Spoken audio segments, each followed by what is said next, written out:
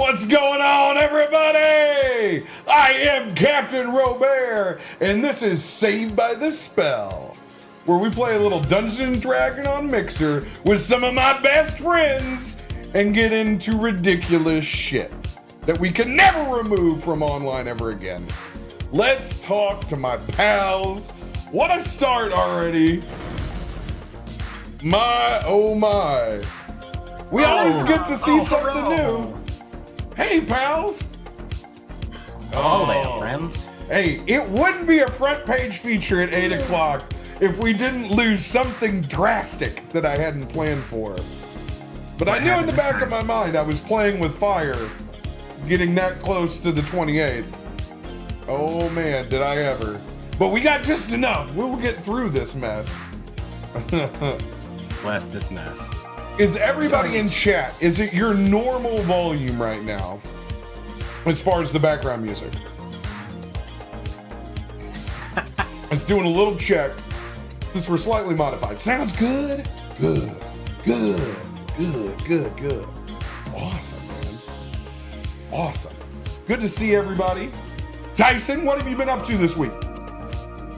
Not much. I had to travel for work.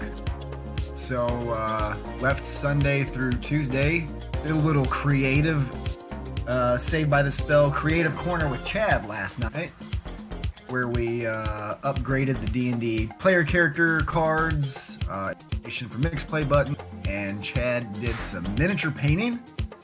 Other than that, I really haven't been able to stream much lately. We're going to try and maybe do some music tomorrow night. Page. Hopefully that works out. We'll see, though. But that's been it. It's been pretty boring for me lately. A lot of work, unfortunately. But it pays the bills, so. All work and no play. Sadness, my friend. Chad, what have you been up to, my dude? Like Tyson said, I streamed last night, painted some minis. Gonna stream tomorrow night. I've been spending most of my time setting up my desk and minis and stuff, so.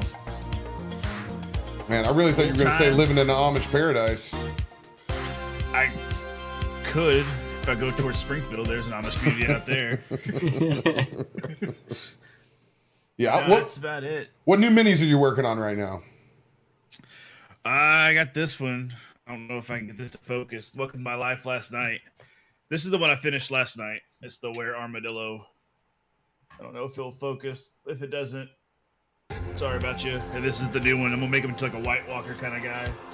Oh, nice. Got a big old maul. Yeah. So if you guys are bored at 7 p.m. Central, you can come watch me sling some paint. Slinging some paint, baby. Serena, what's been new with you? Nothing. It's been a long week. I've been putting in some more hours, getting achievements on some Steam games, but nothing else really new. Just been achievement hunting. I have. Well, I probably peaked last week at the Emo's drive-through two-topping medium. I'm not gonna lie. That was probably the highlight after the show. Once again, big shout out to that 1 a.m. drive-through in Cape Girardeau, Missouri for Emo's. That thing is clutch. Got to do the online order though. There's my plug. Mike, how you been doing, my friend? Hello. I'm doing fine. I'm alone and I have a whole desk to myself. So it's been a very weird week and very quiet. Carl. Oh, don't deny that you love it. I am so sad that she is not here.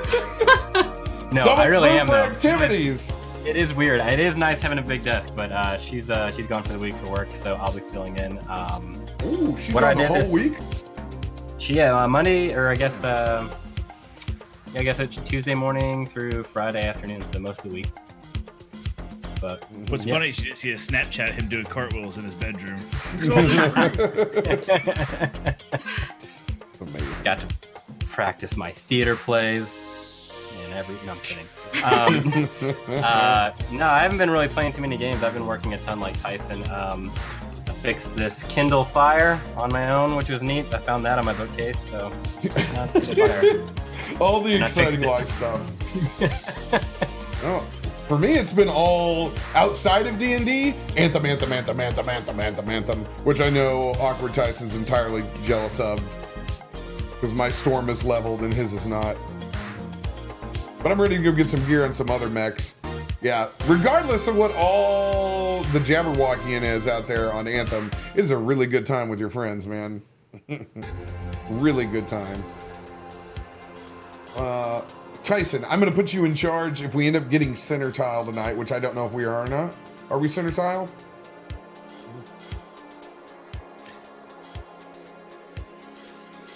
Professional streamer, ladies and gentlemen. Can't hear you, Tyson. To answer your question, Rob, no.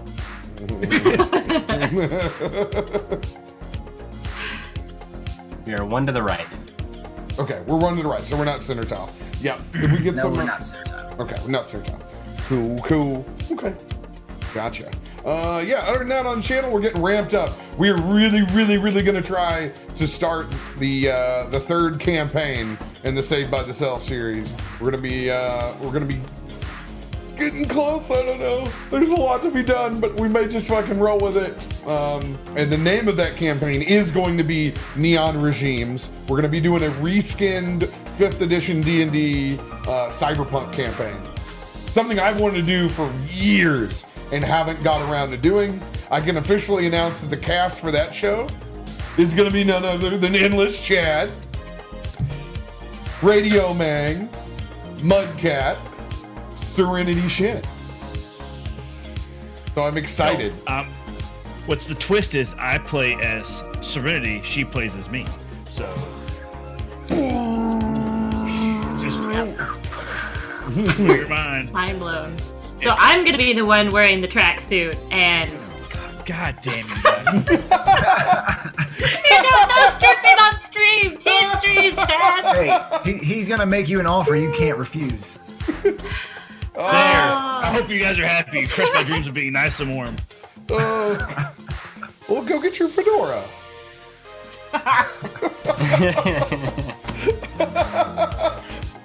Chad quits. He's done. We love you, Chad. My God! Wait, We've broken him! I see it. Assholes everywhere. Oh, well done. That's all right. From now on, fedoras and tracksuits. That's all I'm wearing. Hey, everybody needs their own thing, man. Just make it your brand. Well, without further ado, let's go ahead and get started tonight, shall we? We'll pick up where you guys left off last week. Upon finally finishing off the belays, the last of the Imperials from the Whale-Gralian Empire that had been guarding over a large cache of crystals that had been gathered from the previous raid on Skyguard that had been assembled within the sewers. You guys decided to split up and take 2 different packages of these crystals in 2 different ways. Currently, we have Aaron Ye still as a horse, correct? You have dropped the you've dropped the payload, and you're going east. Aaron Ye and who's with you? Clashgar. And Clashgar. That would be me. Yes. Yes. You guys are headed east, and it is Car Kid, Bloody Buford, and Zephyr headed south, correct? Yes, sir. Yes. Yes. And you guys had just finished getting popping the grates and exiting out of the sewer system. We're gonna start with Aaron Ye and Clashgar first. Okay? Thinking yay. Had you thinking yay? That's I am a magnificent horse, thank you. You were a strong horse, girl. Have you guys have removed the grate? How do you proceed? Yes. The water is rushing out from the sewer system in that direction. Is there... We're in the sewer, aren't we? You're right where the gate was at. That's where we left off. You guys had all popped the grates, correct? Yeah. Yes. Yep. I'll take their word for it. Well, I guess we'll just keep on keeping on. All right. So are you guys getting Yes. in the channel and floating out with this cache of crystals? I've already been in there once. Sure, why not? I'm still disgusting and covered in poo. Yep, I'll, if I see that horse jumping in, I'm jumping in after it. You cannot Auto ride horse. me, though. You're not riding on top of my back. Clarify that. To the sea, horse. Mm. All right. Now, thick seahorse. So you jump in as a horse and immediately begin treading water inside the sewer system. Clash Guard jumps in as well. Aaron Ye, you're not able to guide these crystals at all in your horse form. You can really only just tread water at the moment and haphazardly. So go ahead and give me an athletics check when you jump in. No boy. First roll of the night. Horses are aquatic creatures that can swim very well. Oh boy. Oh boy, is that with advantage? Maybe? I should really just not jump in the sewers ever. It's a 4, Rob. What's the point? well, horses have been able to pass channels for centuries. Thick and Ye, it's a different story. And My butt is just too big. she's just too thick for these sewers.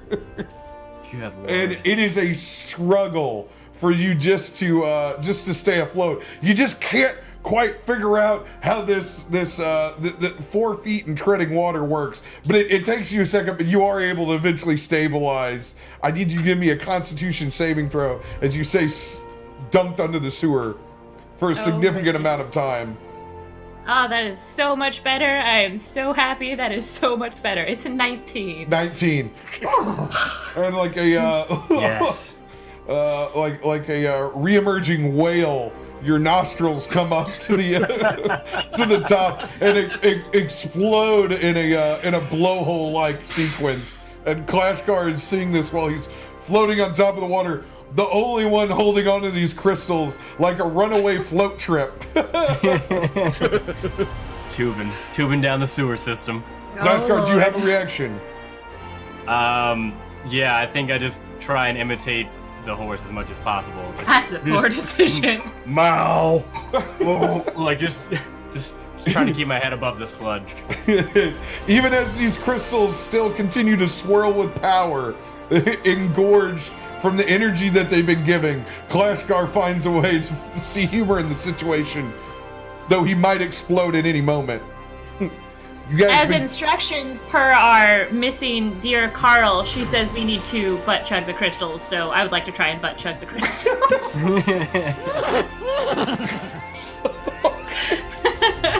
I honestly, That's a great horse, Chad. You make a great horse. I honestly know, didn't but know it's where good. that noise was coming from, and I was a little terrified that the Discord was compromised. Not gonna lie. Oh no. There's what a I wanted horse to in our Discord. All right, you guys catch up, or well, Thick and Ye catches up to the to your cache of crystals, and you guys begin floating and descending out. And as you continue down a long, dark corridor, much like the movie Fugitive, you can start to see a pinhole at the other side as you guys are rushing towards the end of it, and you can hear the sound of what reminds you of a waterfall, and it is getting loud and louder Oh, hey. and louder and louder. Hey, seahorse spider lady, if you have any tricks, you're the magic one. Just a reminder. Also, like to remind you that I'm pretty much spent, but And you're a horse. and I'm a horse. So Of course.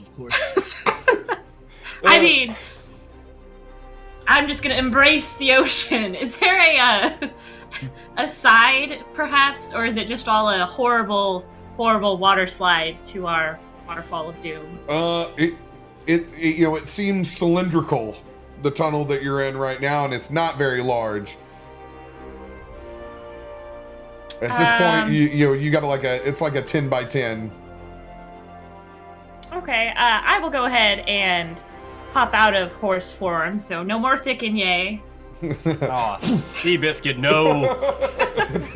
Now you currently are both clutched on the float trip of doom. Alright, and Would do you I guys see anything hanging down from the ceiling, like any chains, any bars, anything to grasp onto? Give me an investigation check, or you guys are floating. It's continuing to get louder and louder. Oh, nat 20, baby. What? See what happens when you're not here, Carl? You've got all the power. Did you use the dice? No, I use my own dice, but her magic isn't here to negate my dice, and I get the good one. All right. As you're continuing to quicken your pace down this tunnel, Clashgar, you look up towards the ceiling and you can see what looks like a large piece of rebar still sticking out and kind of angled down, but it's about 3 feet before the opening. As you guys continue to get closer, you can hear that this is a significant drop off. You can actually see the sun is starting to rise on the horizon. You can look out and you can see the the horizon line of the ocean out in front of you. All right, well, this will be exciting. Yeah. So I have Thorn Whip, and I would like to extend my arm towards Clashgar and be like, hold on to me, because I could totally support Clashgar, and Thorn Whip the little rebar. What did you roll on your investigation check? It was a 16. Okay, 16. Gotcha. You can see it, not as clearly as Clashgar's. Go ahead and roll to attack. Clashgar, you're gonna have one move too before it's decision time. Okay. 23. 23. All right. Araignée, you thorn whip out, which actually is not thorns at all for you. It's actually spider webbing with a ton of spiders across of it. As you as you shoot your web, you're able to wrap it around a couple of times around that last piece of rebar, and you have it currently held. You have one arm on it. What are you doing with your other arm? Are you holding onto the cache of crystals, or are you reaching out for Clashgar? I'm going to... I mean, we're right at the edge, right? Before the ocean? Mm-hmm. Okay. I'm going to grab onto the crystals so they don't fall on rocks just yet, and then yell at Clashgar, grab onto me, Clashgar! Hold on to the webs. And I will do that. All right. So Araignée, You got it. I need you to give me an athletics check. Oh boy. So good at athletics. Come on, door knockers. It's not horrible. It's a 14. It's a 14. You're grabbing onto the cache, and you're able to stop it from going as fast as it was, but it doesn't feel like you're going to be able to completely stop it from sliding out of this sewer. Clashgar. I'm gonna grab on to Araignée and then try and also help with the like holding on to those crystals. All right. Go ahead and roll athletics to grab onto Araignée. I'm sure you'll do much, much better, hopefully. Knock on wood. It's a 17. 17. All right, you latch on to Araignée arm. Let's see here. Let's see. I'm gonna grab the hold on. What? You reel it. How are you going to try to grab onto Ariane? She has one hand on the crystals. She has one hand on her spider rope. I am going to. I'm gonna Toby Maguire it. I'm gonna try and grab her leg and also to the like almost like her wrist that's holding on to the crystals. Like put my gigantic hand over her little hand and just hold on to the crystals as well. And just Toby Maguire train scene. Latch on. All right. You're able to latch on to her with one hand. Go ahead and roll for the other one. Okay. It's a 16. 16. You guys are just able to hold this ridiculous circus-like pose of where you guys are at. Holding onto the crystals and holding yourself in place. We're going to leave you guys there for a moment. Oh. Suspended before sliding out of this sewer chute. This sewer chute covered in poo. Bloody, Car Kid, and Zephyr. You guys have just removed the grate to the south. And the water's picking up faster out this way, right? Yep. Okay. What, did you have a question, Chad? That was exactly what I was going to ask about the speed of the water. Bloody Zephyr, we have to get these crystals away from the city center. If I don't know how many lives have we lost, but it cannot explode next to the other one. I don't know what they're doing over there, but I have a plan. Just follow me. And I take off, because ours is levitated, with Zephyr and Bloody, I just try to fly and push it out with as much force as possible, as fast as I can. Kind of like Batman at the end, where he's flying the nuke out of the city. Mm. Nice. All right. So you were latched on. Give me an athletics check, holding on to the cachet. I'm pushing it from behind, like flying. Is that same thing? Athletics. Yeah. If you're flying up above, you'll want to be holding it with your talons below, because you can't really push and fly. Well, it's levitated. Yeah, it's levitated. Oh yeah, Ours that's is right. floating. I forgot yours are levitated. I'm sorry, I Yeah. completely forgot that they're currently levitating. So yeah. They get the easy one. They do have the easy way. All right. Yeah. So it's easy. It's easy to control that. So and it's also about a 10 by 10 cylindrical kind of shaft that's leading out to the south. You begin to take the levitated package down the chute. Bloody and Zephyr, are you guys continuing with him, or? So I clicked those boots from Victor. They still haven't done anything.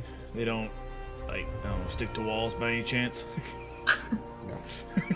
You don't know what they do. I look at Zephyr and I go, well, it looks like he sacrificed himself. Bye, Car Kid. We'll miss you. Didn't he say to follow him? Nope, didn't hear that. Let's just go this way. Zephyr, I need you. This is your spell. You just follow me. I have a plan. And I then don't just take know. off, And then assuming they're coming. I don't even look. I just go. As Zephyr, I'll say, I don't know, and then I'll say, what's that over there? And I'll distract Bloody, and then I'll kick him in. After. Kick him in the I want to roll a distraction check first and foremost. How distracted did I get? Considering it came from a woman, highly distracted. Bloody Buford is kicked into the sewer as You son of a bitch! and then Zephyr will dive in after, gracefully. All right. You guys begin floating south. You can start to see a pinhole on the other side of the darkness, and you can tell that I'm basically dashing, flying as fast as I can to get as much force behind this crystal just leaving them behind. And as soon as I get to that pinhole opening, I'm just letting it go because it's levitated. Gotcha. And letting the physics and inertia take its course. Then why did we have to go with you? I still don't understand this. It's in the plan. It's all part of the plan. I don't understand it. I really don't get it. Rob, did we see which one of us popped out near the piers and which one of us popped out in the ocean side? Well, we're getting there. Okay, I didn't know because we're you guys are both still inside of the shaft, so we're almost to that point. we're still in the poop chute. Yeah. Still in the shaft. Yeah. You give me about 2 minutes and you're gonna find out. Oh boy! Down shaft. All right. So Zephyr and Bloody begin floating down the tunnel. They can see Car Kid at this point, Captain Falconing himself through this tunnel with the levitate spell, currently pushing their side of the cache of crystals that's still energized in front of them. Car Kid, you're gonna fly all the way to the edge and just fling that sucker out as hard as you can. Yep. No. Okay. Car Kid, you use all your might to push this levitating package of crystals out of the end of your tunnel. As it approaches, you can start to hear. No, go ahead and give me a perception check. Give me a perception check while you're doing this. Okay. You're gonna nice. murder. Natural 17. Plus 27. 27 there. You can smell the sea salt. You can hear birds. You can see the sun is starting to come up. Give me an athletics check on how hard you're going to launch this thing. Okay, so I don't know how the levitate spell works, but my intention is when I get out, I'm gonna get under it and then push up. Because I'm assuming it will just go, since it's like a floating object, it's gonna float wherever physics is pushing it at its last occurrence. So I'm gonna get under it and push up as hard as I can. Makes perfect sense to you. Those glasses don't make you a physics major all of a sudden. Better shades on. Like All right. diagonally, like what would that be? 45 degrees from the horizon, like diagonal and up. For every action, there's an equal and opposite reaction. I don't know. I don't know how Kinetic energy, Rob. levitate Kinetic works, so- energy. What's in motion stays in motion. Don't worry. You just go ahead. Target. You give me the roll, big boy. For what? Athletics? Yes, for your launch, your upward launch of this cache. Before I do that, I hit myself on the chest, pump myself up, and cast guidance on myself for a 1d4. I don't think you can cast guidance on yourself. Yeah, why can't I? I'm pretty sure it says that you can't cast it on yourself. I don't. You touch one willing creature. I'm a willing participant in my own spell. Doesn't say I can't do it on myself. Mm-hmm. Let's see. I do Please the listen to Simon. what was that movie with Matthew McConaughey? Pump myself up a little bit. Pump those numbers up, kid. Wait, wasn't that Wolf of Wall Street? Yeah, Wolf of Wall Street. Matthew McConaughey. Right. I don't know if we've been using levitate right. Pump yourself up. Don't worry. I'm gonna take a look at it. I'm looking at it right now. Okay. It doesn't matter. It was a 1, so 9, 10, 12, 13 total. With advantage? Why would I have advantage? I thought that's what guidance did. Never mind. No, guidance is just a D4 add-on. Gotcha.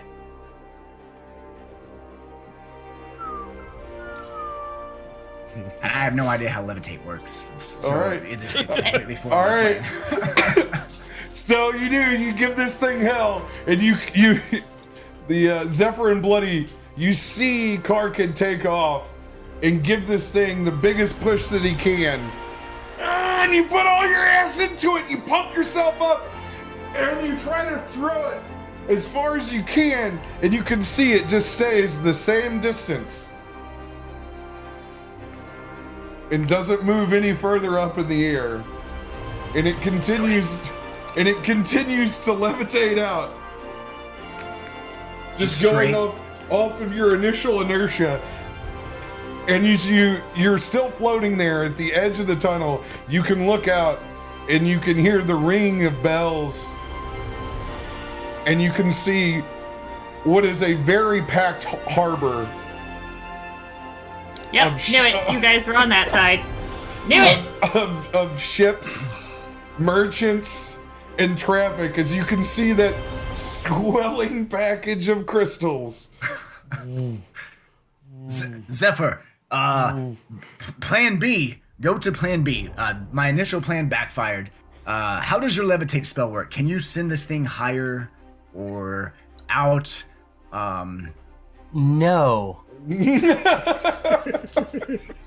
Well, shit. All you hear is, you fucking bird. Float. Don't breathe in the poop. I don't have to breathe. Yeah, you don't have to breathe, but Bloody Buford does. So this just levitates here? Is that how this works? You can't move it? Nothing. The target can move only by pushing or pulling against a fixed object or surface. You can change the target's altitude by up to 20 feet in either direction on your turn. So I can. Yeah. Zephyr can, or I can, or anybody moving it. I'm guessing Zephyr can. Zephyr can. All right. Yep. At this point, there's about 20 seconds left Of On the time, time, on her spell as Zephyr floats and Bloody Buford up to the edge as you guys look out at a very, very busy arbor of Skyguard. How high are they? how high up are? And you look out and you look down and you can see that you're on the built-up side that begins to raise up in a rock face to where the keep is proper, and that you're jettisoning it out these large cylindrical sewer pipes that are sticking out the side. You can tell that the crystals are about halfway up the mast of most of the larger ships that are in the arbor. And you're currently, right now, that cache of crystals is in the direct center of most of the ships. Zephyr How can... high? It said center mast. Yeah. So 20 seconds would be 6, 12, 8, 3 turns at, she could make it go 60 feet higher, 20 feet per turn before her Wait, levitate spell is over. Aren't those all covered in her beacon of nope? Those are the ones that she put that little force field thing, correct? Yep. Yes, I think she So has the force field ones. We have the normal ones. I'll just... Zephyr, just avoid the ships and land the water like that. Well, when the spell ends, they float gently to the ground. Or they float gently to the ground.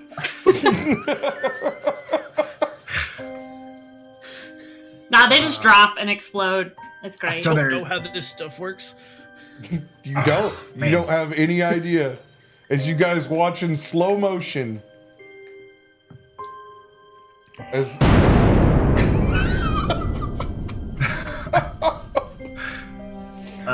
So is my math right? If she got 20 seconds left, she could get it 60 to 80 feet higher than it is right now.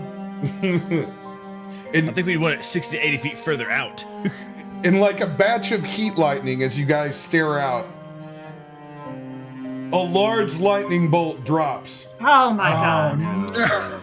Haran, you're timed out. Just kidding. Destroyed the harbor. Harbor's gone. All those people are dead. I hope you're happy. and you can see the crystals begin to light up on the inside of that self-contained spell as it kind of swells and bulges. You guys are all sent a jolt up through the sewer system as you can feel your crystals reanimate as well. As you guys are floating and seeing that large package above the harbor, Aranye and Klashgar, you guys hear the echoing crash of lightning inside of your tunnel. You can feel your crystals glowing as you guys are currently holding on to yours, and it begins to engorge itself as the electrical energy begins to swirl between the unstable package of crystals that you have. Aranye, let it go. Let it go. We have to... It's still underneath the keep. We need to get this thing out of here. So Rob, what I was kind of hoping to do was like Tarzan out, and then just kind of like spider drop down, you know, and just kind of gently place it into the ocean to get it to go away. Go on now, get. Get! And how do you want to try to do this? I was hoping, I don't know how, I wanted like to extend my thorn whip. So like to have it just kind of like bungee cord. Doesn't if do I need that. to use like a hero point or... Not a bungee cord, unfortunately. You got 10 foot of spider web.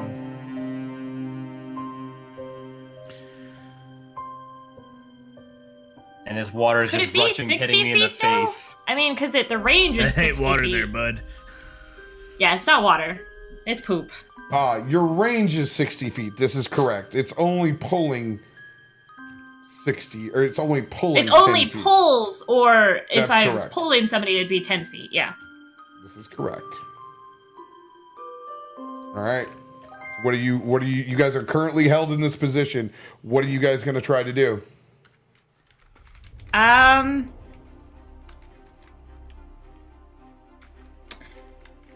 Klashgar, Yeah. listen to me very carefully. I want you Poop just hitting my to face. grab on to my spider web. Grab onto it and get to the side. You got it. And I take hold of it and try and shift to the side as much as possible. No And I deal let with hitting go. me in the face. All right. You let go of the And crystals. I let go, and I am holding onto the crystals and sitting on them currently. Okay, so I'm going with. Yes. So you're I've got an writing this- idea. You're writing this thing down, Dr. Strangelove style, Klashgar. You see this happen. You are currently on the spider web by yourself. Do you try to do anything? I've got it. Stay right there. But, Do it. But- Listen to me, Klashgar. Stay right there. when do I let go? When you get to the side, get out. That doesn't make sense to me, but good luck. So Klashgar, you're left hanging on the spider web of Aranye as you begin to ride the cachet of swelling energy crystals that tip, and you can look over and you can see the sun rising up.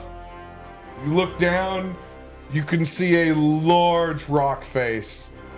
Menacing rock face below you. Nowhere near getting close to anything that would look like a beach structure. As you There's begin no to ocean tilt. anywhere?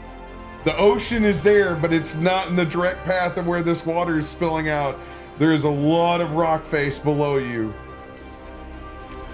Okay. This is your So- last second before you ride out.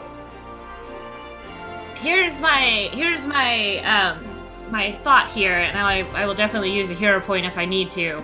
I want to Tarzan this crystal thing out, so I want to hold on to him and use the momentum when we fall out to use my thorn whip again, and use it to kind of like ride out, and then once we get to the peak, I want to let go of the crystals so they go off into the ocean, and then I'll just fling back. That's my thought. Okay, so you're gonna recast this. Yeah, I don't know what's gonna happen to Clashgar. Sorry, buddy. I said get to the side. Yeah, I did that. I even asked what happens next. I don't know. All right. I'm just spitballing, okay? As you begin to ride out on the cache of crystals, you cast your spider web. What are you attaching it to?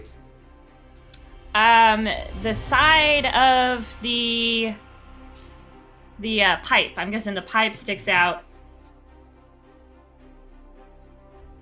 So I'm just gonna attach it to the side of the pipe. All right. As you begin to ride out on the cache of crystals, Clashgar, you see her reshoot her spider web, and you can feel yours beginning to weaken. And as she attaches a new one, yours begins to dissipate away into small ethereal spiders, and you hit splash back into the channel. Go ahead and make a athletic saving throw to see if you can try to attempt to grab the piece of rebar up above you. You're not athletics or yes, athletics. Okay, didn't know if it was a dex save. Oh yeah, that's a 26. 26. You're just able to leap and grab, since it's a smaller tunnel, holding on to that single piece of rebar as you see Ernier spin another web and the cache go over the edge of the tunnel. Ernier, I need you to give me an athletics check.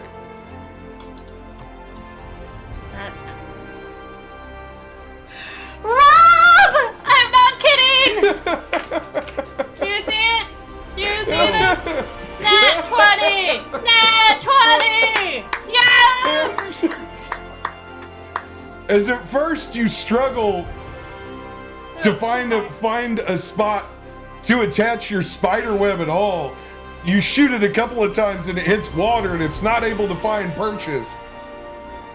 But you look up just as you're cresting outside of the tunnel, you're able to find purchase onto a rock outside of the sewer tunnel, and you swing out with your web and you 2 feet kick the shit out of that package of crystals as it goes flying down into the rock face below.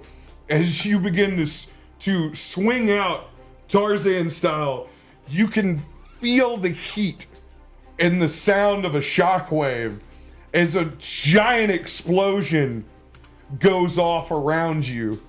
You look down and you can see nothing but a torrent of electricity and fire and what looks like a swelling tornado coming up directly above you.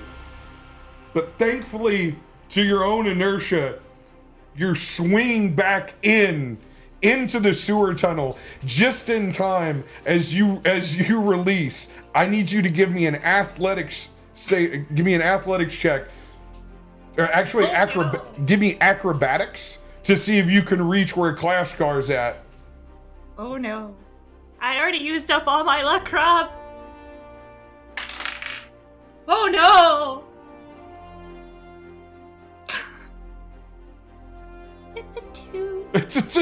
Oh no! As you swing in, after pulling off this heroic maneuver, you come so close, but you just miss getting the Clashgar as you're back into the sewer, treading water as you can see flames coming in. Clashgar. Yes.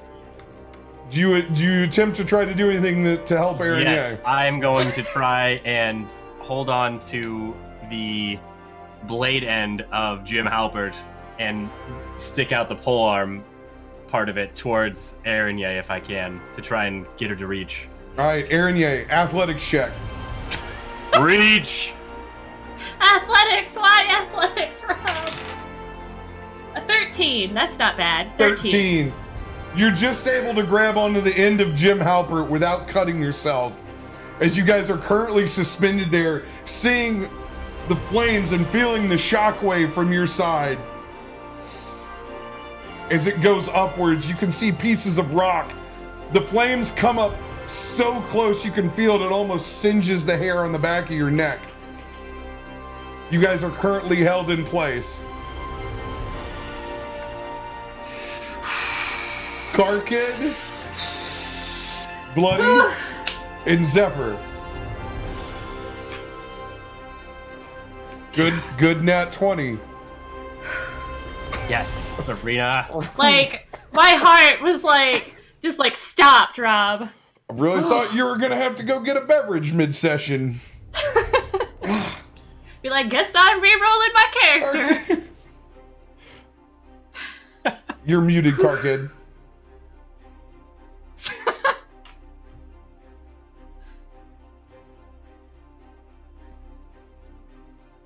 I can't write fast enough to catch up on these notes. Still can't hear you, Tyson. I didn't write anything down for like a solid 5 minutes because I'm like zoned All in. right. Well, it doesn't I matter. muted myself because my dog was barking. It's Oh, okay. You guys have the levitating package. Zephyr, you have 3 actions to move this cache of crystals. How can you describe where the crystals are and how big the surrounding harbor is, and how where the ocean floor is, how high the crystal is above the ocean floor and the ships, and like, how far out the harbor What goes? you can ascertain, you know that the crystals are about a 8-foot by 8-foot bundle. Okay. You can guesstimate. Just go ahead and give me a perception check. Give me 1 perception check, and I'll give you what I can off of that. Have they caught up to the edge, or is it just still me out here right now?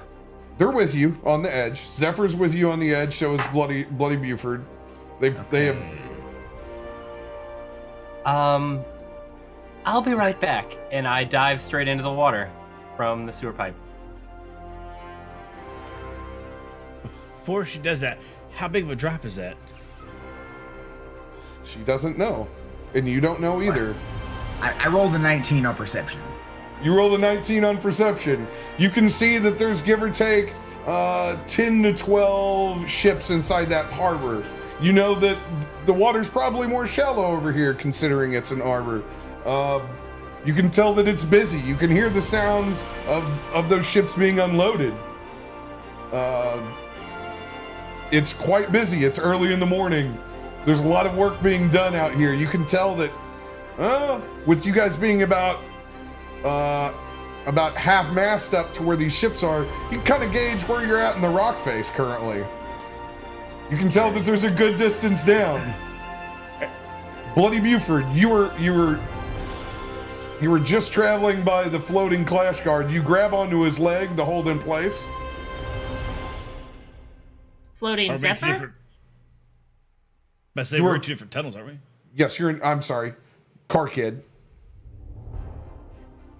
You were floating down the tunnel, coming up to the exit. You grab onto Karkid's leg before exiting the tunnel. I was already out the tunnel. Like, I'm in the air with the crystal. So I'm guessing I'm going out the tunnel with them because there's nobody to grab onto. Okay, give a. I'm right there, aren't I? No, you've already jumped. I was behind you, so that doesn't make sense. Oh.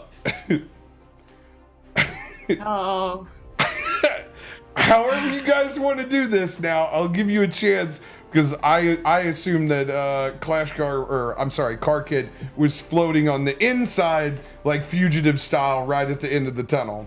I'm like 5 feet off the ledge flying. Like, Okay. I had to push the crystal off, but I'm not in the tunnel anymore. All right. Zephyr and Bloody Buford, you guys are floating towards the end of this tunnel. What are you guys gonna do? Zephyr is going to bear hug Bloody and kiss him on the back of the head. And she is going to click a button on a certain rod on his chest so that he no longer moves forward. and then she's gonna go around him. I knew you had my room. like the perfect pool noodle at a swim up bar. Bloody Buford's currently suspended at the end of this poo sauna, getting a bird's eye view into the action that's playing out before him in the arbor. Zephyr, you dive into the water. Yep. All right. Garkid is floating about five feet outside the tunnel. You're about to crest. You can hear the water flowing below you. Yes. How far, like where the ships are docked, how far would I have to take the crystal to get past the ships into the heart, like to an open harbor area? Quite a ways.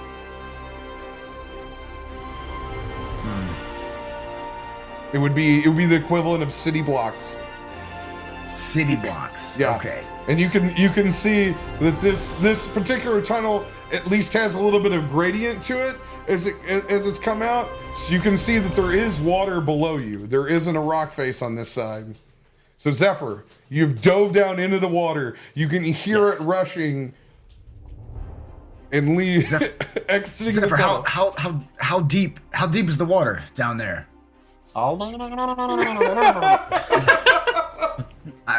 I don't understand. I don't know if I can be understood underwater. I can No. breathe underwater, but You can hear it, but you can't respond. whatever's happening, I'm gonna try and use my levitate within range to pull those crystals straight down into the harbor. Try and get them underwater All right. as far as possible. All right. I'm not gonna A-bomb the situation where they're supposed to go off above the ground and cause more havoc. That's physics. This is, let's see here. Okay, you've already cast it. You can move this, but you're currently underneath the water. Yep.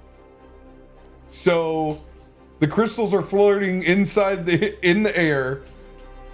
Currently about center mass inside the harbor. You're underwater, and you concentrate. Even though you're underwater, you can't really see the crystals anymore. You're coming up on the edge of this sewer as you can see the water about to spill over.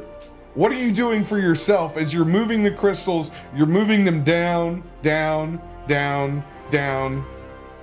Yep, I'm gonna try and make it to the edge of the water, wherever there's a cliff face or anything, and just stand on a ledge there so I can still be within range of them to control them. There's a current that's forcing you. There's no stand. You're going to be taken with the water if you don't do something. I'm gonna try and grab onto anything around me to slow down my movement. Give me a perception check with disadvantage. Can I see Zephyr at all through the poo water, or is it muddy brown, like nasty Mississippi River mud water? Give me another perception check. That is a 15 with disadvantage. I rolled really good on the first one. 16 for perception. You can hear something behind you, Karkid, as you're panning through, looking and glancing about this arbor. Zephyr.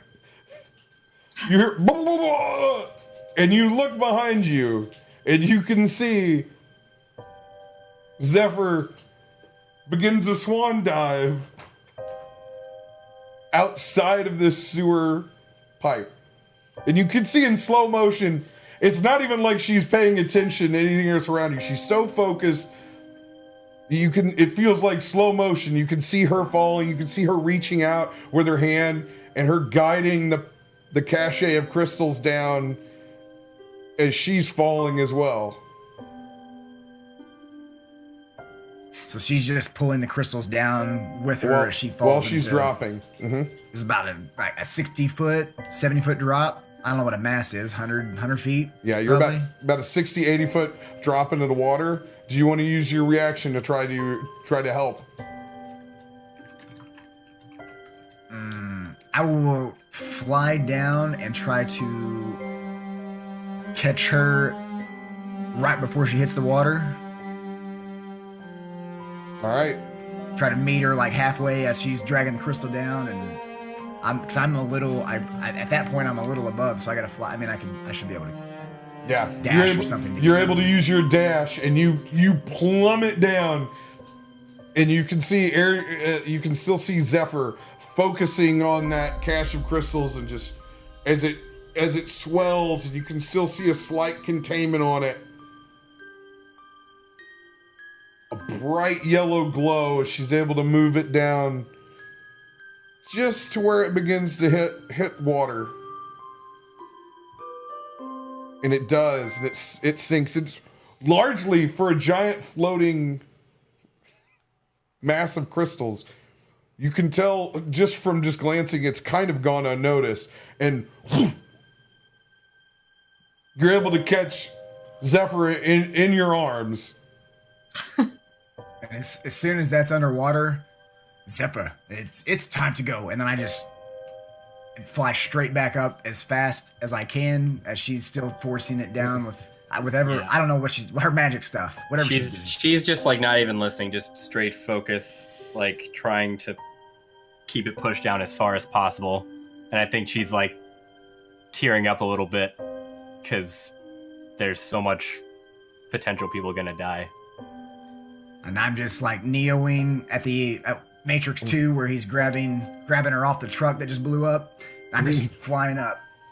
I think Zephyr would be like, all the fish and the crabbies and everything in that water. I'm so sorry. Yeah. Thank you, Serena. You do a much better impression than I do. And as you're streaking up, you see Buford streak down. No, I'm joking. And Bloody, looking outside the tunnel, hung over the immovable pool noodle. Is he just like a cat? Like when you grab it by its scruff? Just draped over it. You look out into the horizon, and you saw Zephyr drop. You see Carkid rush down below. You see them once again go up. You see just a moment of Carkid holding Zephyr in his hands. And about that time, you feel the concussion from behind you blow you forward, pressing your chest into the movable rod. And you begin to see the masts of the ships in front of you encounter and creak. And you can hear nothing but the splintering of boards and explosions. And you see nothing but a large wall of fire raise up to where you can't see anything else. And you can feel the heat, and it singes back as you turn your head. Carkid, as you go as far up in the air as you can, the first concussion from the other explosion goes off. I need you to give me an athletics saving throw. Or a strength saving throw, I'm sorry. Okay.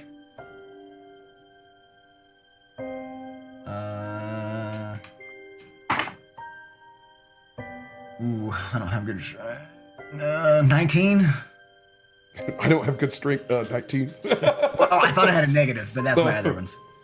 As the concussion hits you in your wings, you move almost about 5 to 10 feet forward in the other direction. As at this point you can see that you're high enough. You see a massive explosion erupt on the east side of the palisade. You can feel the heat. As you look down, you can see that you're sandwiched in a flame Oreo as it just rises up, and you can see the arbor is just exploding, and splinters and screams and fire rages as a massive explosion ripples out. as you're currently in a safe position,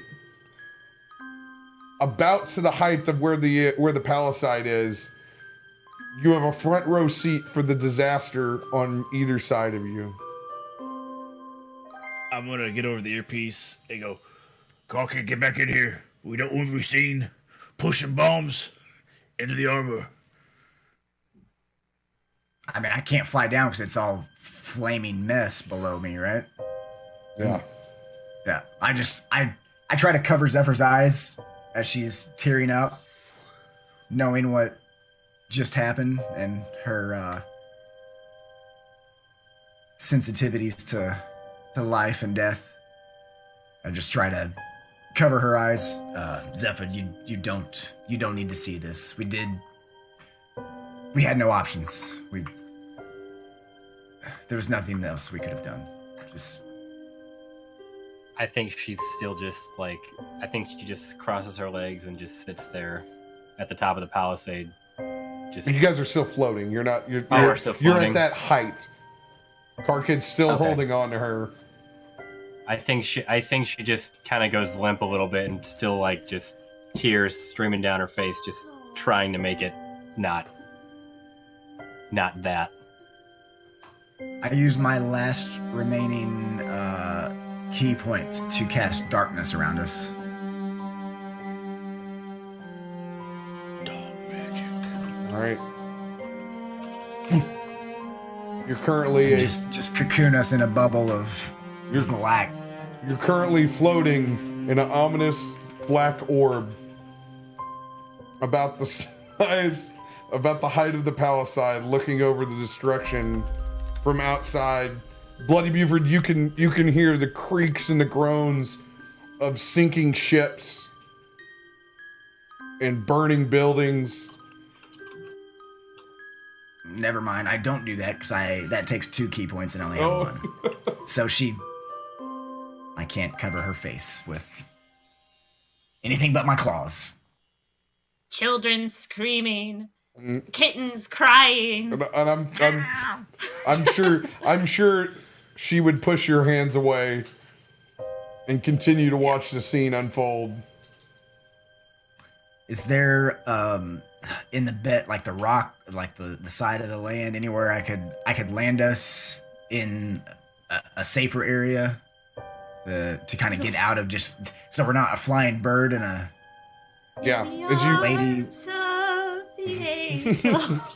as you fly down to get closer, you're able to find a little bit of purchase on the rock face that's jutting out from what the palisade is built on, where both of you can stand and look out into the arbor. And at this point, while the damage noise is still rattling, you can start to hear the screams through just the chaos. Klashgar, Ernye, are you guys alive? I heard another explosion. Please tell me you guys are. Just say something, anything. We're barely hanging on, and then we're still just like suspended. I'm still Spider-Manning, holding on to both the pipe and Aaron. At that moment, give me an athletics check for each hand. Is this when Lockhart comes in with the blimp or something? 15 on the first one and 26 on the second one. Nice. 19 plus 7. All right, you're able to hold on. Still suspended. I reach kind of in the back of my head and rip out a feather and use it to kind of soak up her tears on her face, on Zephyr's face. What? She brushes your hand away There. and just so focused on what's happening in front of her that you don't even exist. Klashgar, are you able to get out? Bloody, are you alive? Are you okay? That was very big explosions. Go ahead, Chad. Yep, just hanging on. Watching the door burn. Can you make your way back up the sewer?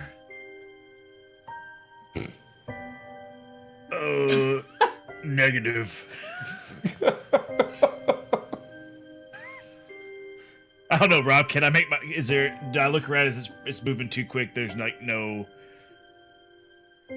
As you grab onto the rod that you're hanging over, you look at it, and you go, son of a bitch. And you take it, and you unclick it, and you spin around the other way, and you click it again. You realize that you can make your way back up, but it's going to be a workout. Screw it. I'll figure it out. So... Screw it. Just clicks it off, just falls in. Yeah, just Chris Angel out the back of it. Just...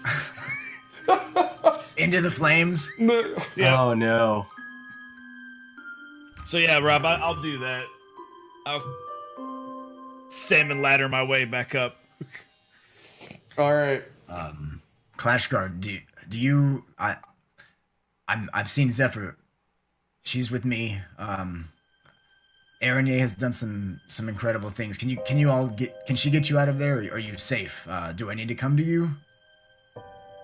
And you have no idea what Aranye's done. No, I'm just saying in the past I've seen her do incredible things. I'm talking to Clash Guard right now. Gotcha. Just seeing like Yeah, we're in a kind of a bad spot here. Bad Just spot. hanging on, just cursing. Hold on, Spider Lady.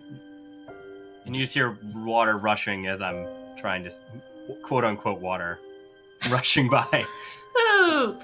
as I'm And trying to hold In your on. face. We're not going to talk about this after today. We're just not going to talk about it. So I guess I'll try to fly around I'm imagining we're like on a pretty steep cliff area where all the stuff is just flowing out on different sides. Mm-hmm. So I'll leave Zephyr to her grieving and tell her Zephyr, I will be. Don't do anything stupid. I will be right back. Clashgar, I need to check on Clashgar. I haven't heard from Aranye. I'm gonna go. I'll be back, and then I just take off, staying as close to the edge as I can, just trying to fly around the cliffside. All right. As you do that, at this point, since there's some serious character development going to be going on, we're going to rule that this point that Zephyr is just in a state of shock. So we're not going to put any words into her character at this point, and we're going to remain her silent and let her react to everything when she gets back. Thank you. Thank you for saying that. I was like, oh shit. No. I do feel she would have reacted negatively though to the "don't do anything stupid" comment. Yeah. She would have, but she's just not even. She's so not paying attention to Car Kid. It's very typical that she doesn't even hear it. If she would have definitely told him to go fuck himself. Yeah. I'm positive of that. All right. Can I climb? Like, am I still holding on to Jim Halberd? Can I climb up that? Yes. Give me another athletics check. And I'm holding the sharper end, like towards me. Mm-hmm. I shouldn't have asked. Yeah, it's a 9. You're struggling just to hold on. Struggle bus. And I'm just calling out, like, I don't know where they are. I'm just trying to, what I would assume is the lay of the land, like the cliffside, looking for other tunnels, something like ours that they would have came out. I'm assuming there's a big explosion somewhere else that would give me a general direction of. Oh yeah, you know where the first explosion came from, and you're circling around and flying in that direction. Car Kid, go ahead and give me a perception check. Let's Let's go with this guy. I've not caught up on chat. I've been so hyper focused. I apologize if anyone's talking to me in chat. It's okay. You're supposed to be. Yeah. 27. 27. Car Kid, as you begin to fly around at that rock line altitude, you're looking up. You can see that there, at this point, begins to be all hands on deck surrounding that palisade. And every lookout and every walkway on top of that palace is beginning to fill with people and eyes. I will. I'm probably so focused on just trying to find Clashgar and Ernier, and I noticed them, but I have more concern with finding Clashgar at this point. All right. As you are able to circle around after a little bit of time, you're able to make it to the south side, and you can look down and you can see nothing but a smoldering crater blasted into the side of this rock face and beach, and you can see that there's still steam coming up off of where the ocean side where it hit. And you can look and you can see, there it is, suspended in one of the tunnels, fugitive style. You can see Clashgar and Ernier holding on to a small piece of something inside that sewer drain.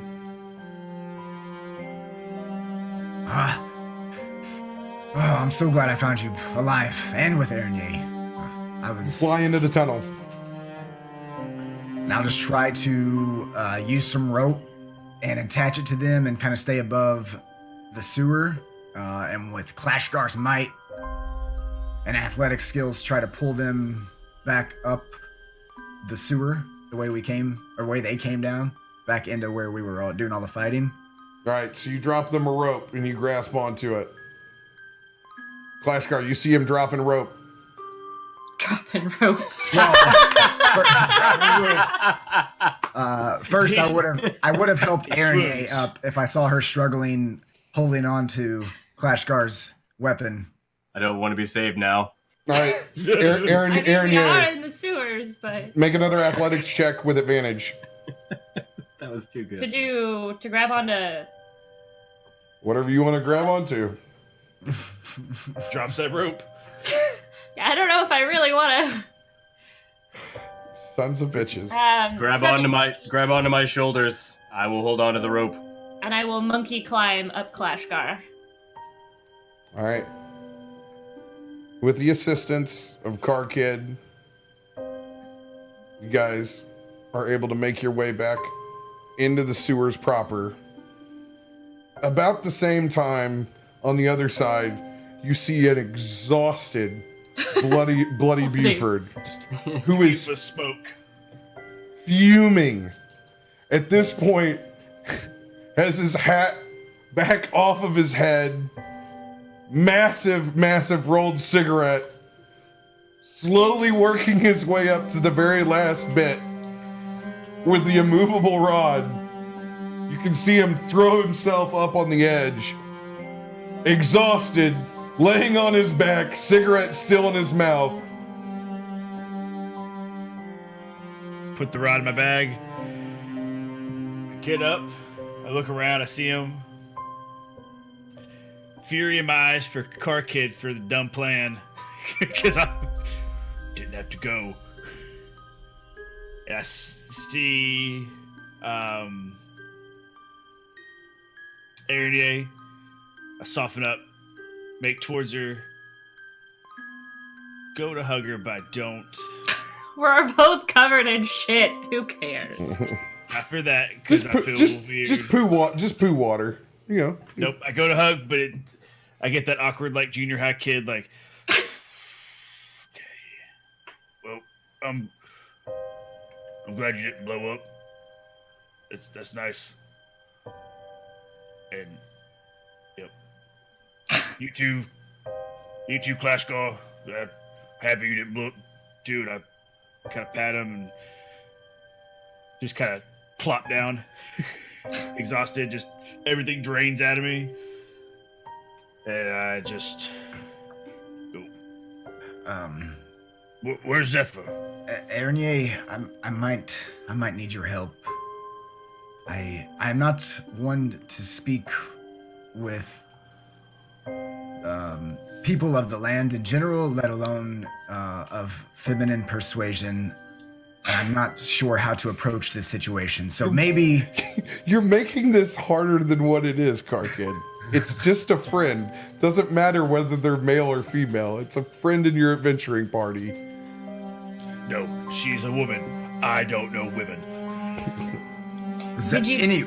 At Zephyr's least you didn't tell her to outside. calm down. Calm down! You're being hysterical. Zephyr's outside. I cast calm emotions on her. Jesus is it that Christ. time of the month? Women, Good shut Lord. your yap. God, moan. Yes. She So needs a friend. You Maybe- explain the situation that you had to leave Zephyr on the rock face outside, that she's currently in a state of shock, looking out over what happened in the arbor, and you describe the scene before them. Yeah. Scourge. Pocket, are you an idiot? You left her out there? Take her to me, take me to her immediately. Take her to me. I mean, Take her to me. yeah, that was what I was going to do. So, I don't know, Right maybe you will... now. Stop talking. Take me right now. I Well, can't believe you left her there, you idiot. Buford, can we use your rod just in case we get into a precarious situation? It could come in handy. You could use his rod, or you can drop your rope again. I hand it over to Ernie. Rods and ropes, they come in handy. New episode title. And- Thank you, Title. And for the sake of brevity, Karkid, you fly back out to go look at the same spot, but Zephyr is not there. Did I bring Ernie with me, or do I just see this myself? For the sake of brevity, we're sending you out there by yourself so you can get there as quick as you can, regardless of Erinye's cries for you to bring her. You go back And if he out. would have put out his finger to shush me, I would have broken it. Shush I me. definitely did. You're gonna get your talons broken, sir. As Karkid comes back in, he reiterates to Erinye that he did not leave Zephyr, because this is not his character's choice, because I ruled it to be there, that he was checking on you guys as quick as he could on the other side, and that she was in a state of shock. And we're ruling that she is no longer there because we're not putting any more words into her character's mouth for the rest of this session. I have some bad news. Zephyr's not where I left her, and I could not find her. What? Yeah, I looked. I went exactly where I left her. She wasn't saying anything. She was crying. I needed to check on you guys. I didn't know what to do. I made a decision, and she's gone. I get over the comms. Zephyr! Zephyr! I tried. She's either she's not answering or she's out of range, or captured. I don't know. But we can't stay here. Maybe we should get back. Try to sneak back to our quarters. I could track her. Take we me up there. I could track her. I'm sure she just went back to the tower. We definitely need to go tell everyone else what happened, for sure. Get ahead of this thing. I think we need to find Lockhart. We need to tell him. We need to get back. I think our best bet. Maybe she's just gonna meet us back there. Maybe not, but if not, we'll at least have a starting point, and we can figure out what to do from there. But we're all drained. We're hurt. Half the city just blew up. Everyone's going to be looking for somebody to pin this on, and we're here. So if we get caught down here, we're public enemy number one. Well, I've got no complaints. Lead the way, Karkid. You're the cleanest. I don't say anything to Karkid, but I cast Pass Without a Trace. Nice. And I walk off. And on that note, we'll take our first break and go grab a beverage. Oh, man, that was emotional turmoil. That was pretty brutal. Oh, my God. That was pretty brutal. This is the worst night to have to play another character. I was like, Yeah. It's really the worst, so that's why I made sure to intervene and just stop before that went any further. Thank you, because I was like, oh no, I have to have an emotional reaction to this. Yeah. I was like, be man. passive, just focus on the crystals. Oh no, it's turning into a moment. Oh, that was bad. That was brutal. Gut-wrenching. Pretty I don't gut-wrenching, do man. well with emotions. I'm going to go get a beverage and be right back. I will entertain for the time being. Thank you. No problem. And by the way, crystals were unstable before the mix play board ever. Yeah. Mix play board just gave it good flavor. Oh yeah, it was. I figured as much. Okay, man, talk about going from one character personality type to another. That was brutal. My guy's big and dumb, and her character is the exact opposite. Oh my goodness. Fucking emotional roller coaster. Sorry if you guys were talking to me in the chat. I was not paying attention. I have character sheets and all types of madness going on over here. Oh, I don't know. What are we going to talk about?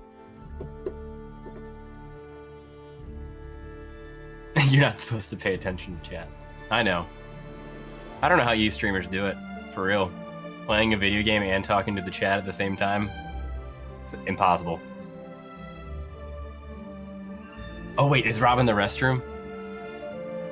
Hey Rob. Rob, if you can still hear me. You're doing so good, bud. Just let it out. It's free real estate.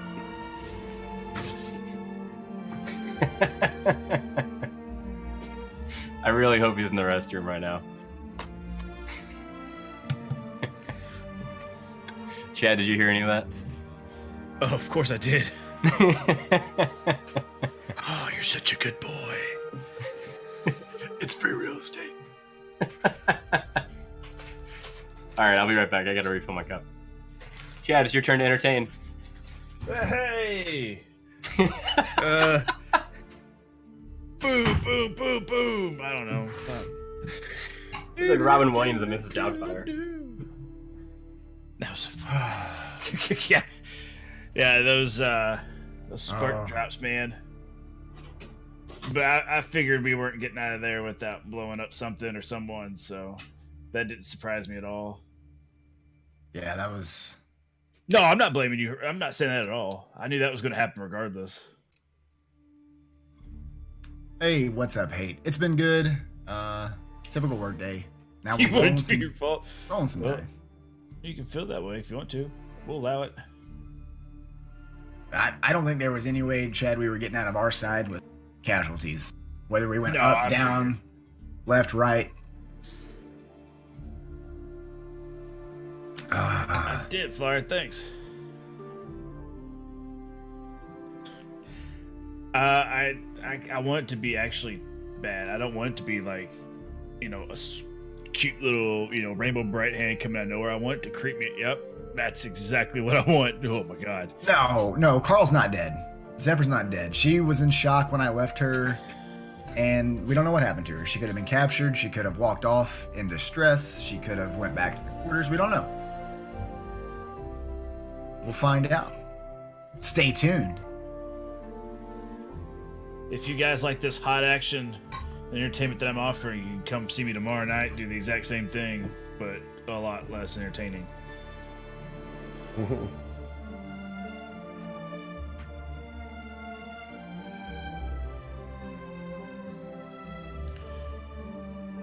Hope you're happy, Rob. I'm stress eating. I've done Stress eating spam right out of the can. I've done my job if the story feels real enough to stress eat. By the way, I've done Rob, my you were job worried. here. You were also worried about the music, but I think that's what got my emotional pull. Was that slow, dramatic music? I was like, oh god. I have things saved and organized, so while everything else was going on, I was frantically recreating things that I had saved and never used, that I have organized for such manners. So my preparations finally saved me for once. Preparation meeting opportunity is very good luck. Yeah. Emotional tune will do that. All right.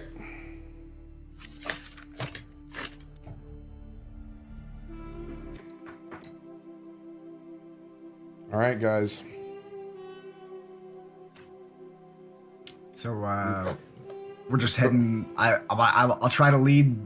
Is there any fresh water on our way that we noticed through the sewers that we could clean ourselves off somewhere along the way before we get back up to the city streets? Yeah, you don't have anybody in the group with prestidigitation. Yeah. Since I led us through there, would I be able to get us back to where roughly the fountain would be? And would there be a place where the water would be coming out of there? All you guys remember is that you descended through the fountain to get here, and then at one point in time, Car Kid looked into a grate that was inside the gates of the palisade.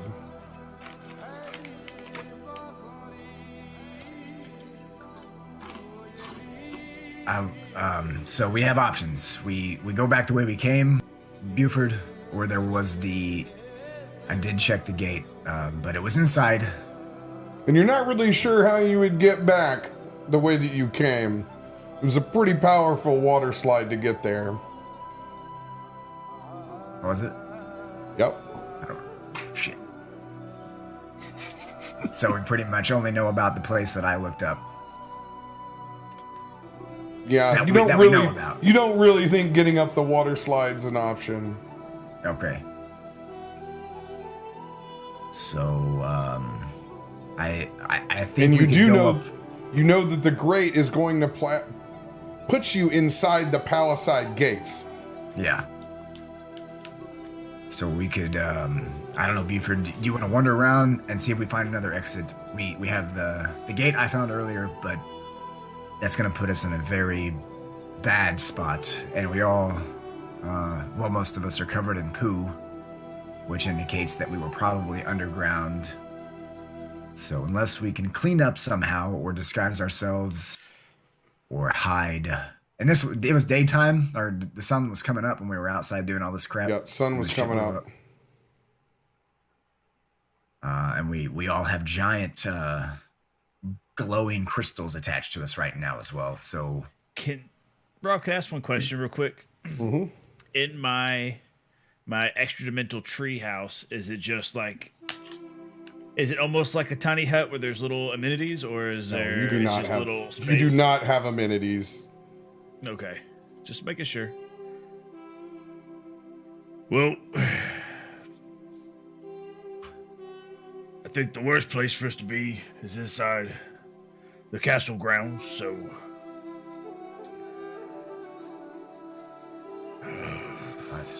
I mean, do we want to walk around aimlessly the sewers and see if there's another exit, a way out?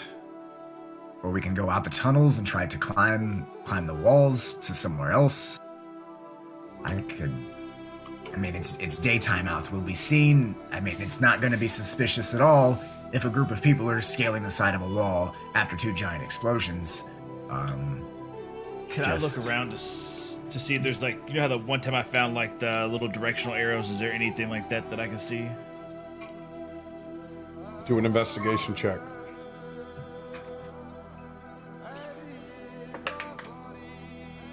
$16. 16. You're frantically trying to scan and find the arrows that you did before where you guys are at. You don't really see one where you're at, but that doesn't mean that it's not there. It's just in your general vicinity. You don't see anything that's pointing you in a clear-cut direction. Okay, so let's ball game this out. If we go up where I saw earlier, we get somebody sees us. I mean, we tell them what happened, what we did, what we were doing. Justice will prevail. I mean,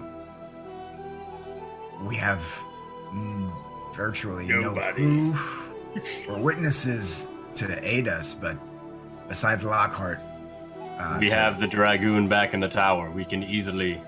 Oh, yes, I'm sure he's still there. Well, I can make myself look like other people. So I can always... I don't know, turn to a Crown's Guard. Everybody roll me a history check right now.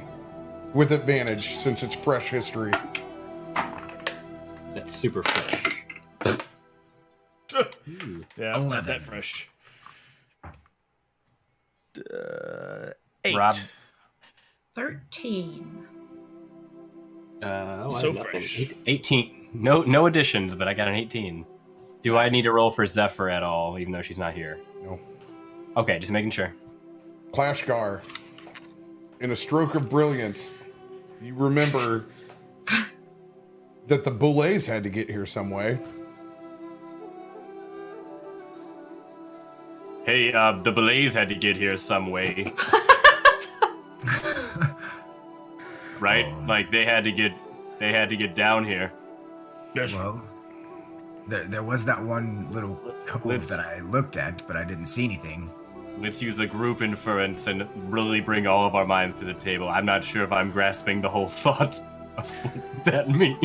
You gotta hold the string. Let's just keep pulling the thread.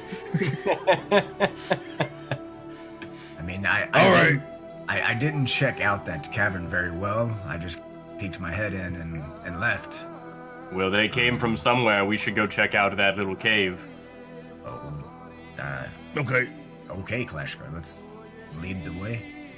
Buford. I can't just stand around walking around through the sewers doing nothing. I have to do something. And I'll start marching off towards that cave intersection where they busted out of. All right. You begin marching towards everybody in tow. Sure. Yeah. You guys make it back into the little cavern alcove where the Belays had emerged from, and you can see it is a large Belay-sized tunnel. It is dark. It is, about 8 by 8. Well, should we head on down this way? There has to be some sort of exit. I mean, we take our chances here, we take our chances up there. It's a flip of a coin at this point. We might as well go with the unknown down here. We know what awaits us up top, probably. Well, All right. Down the hole. and I'm going to start sneaking down that way. All right. You guys begin to descend into the tunnel. Who's got dark vision? Hey! My little edgelords! As you descend... I didn't before the Krampus boon. This is true. You guys begin to descend into the tunnel as it takes you on a winding, twisting, haphazard way.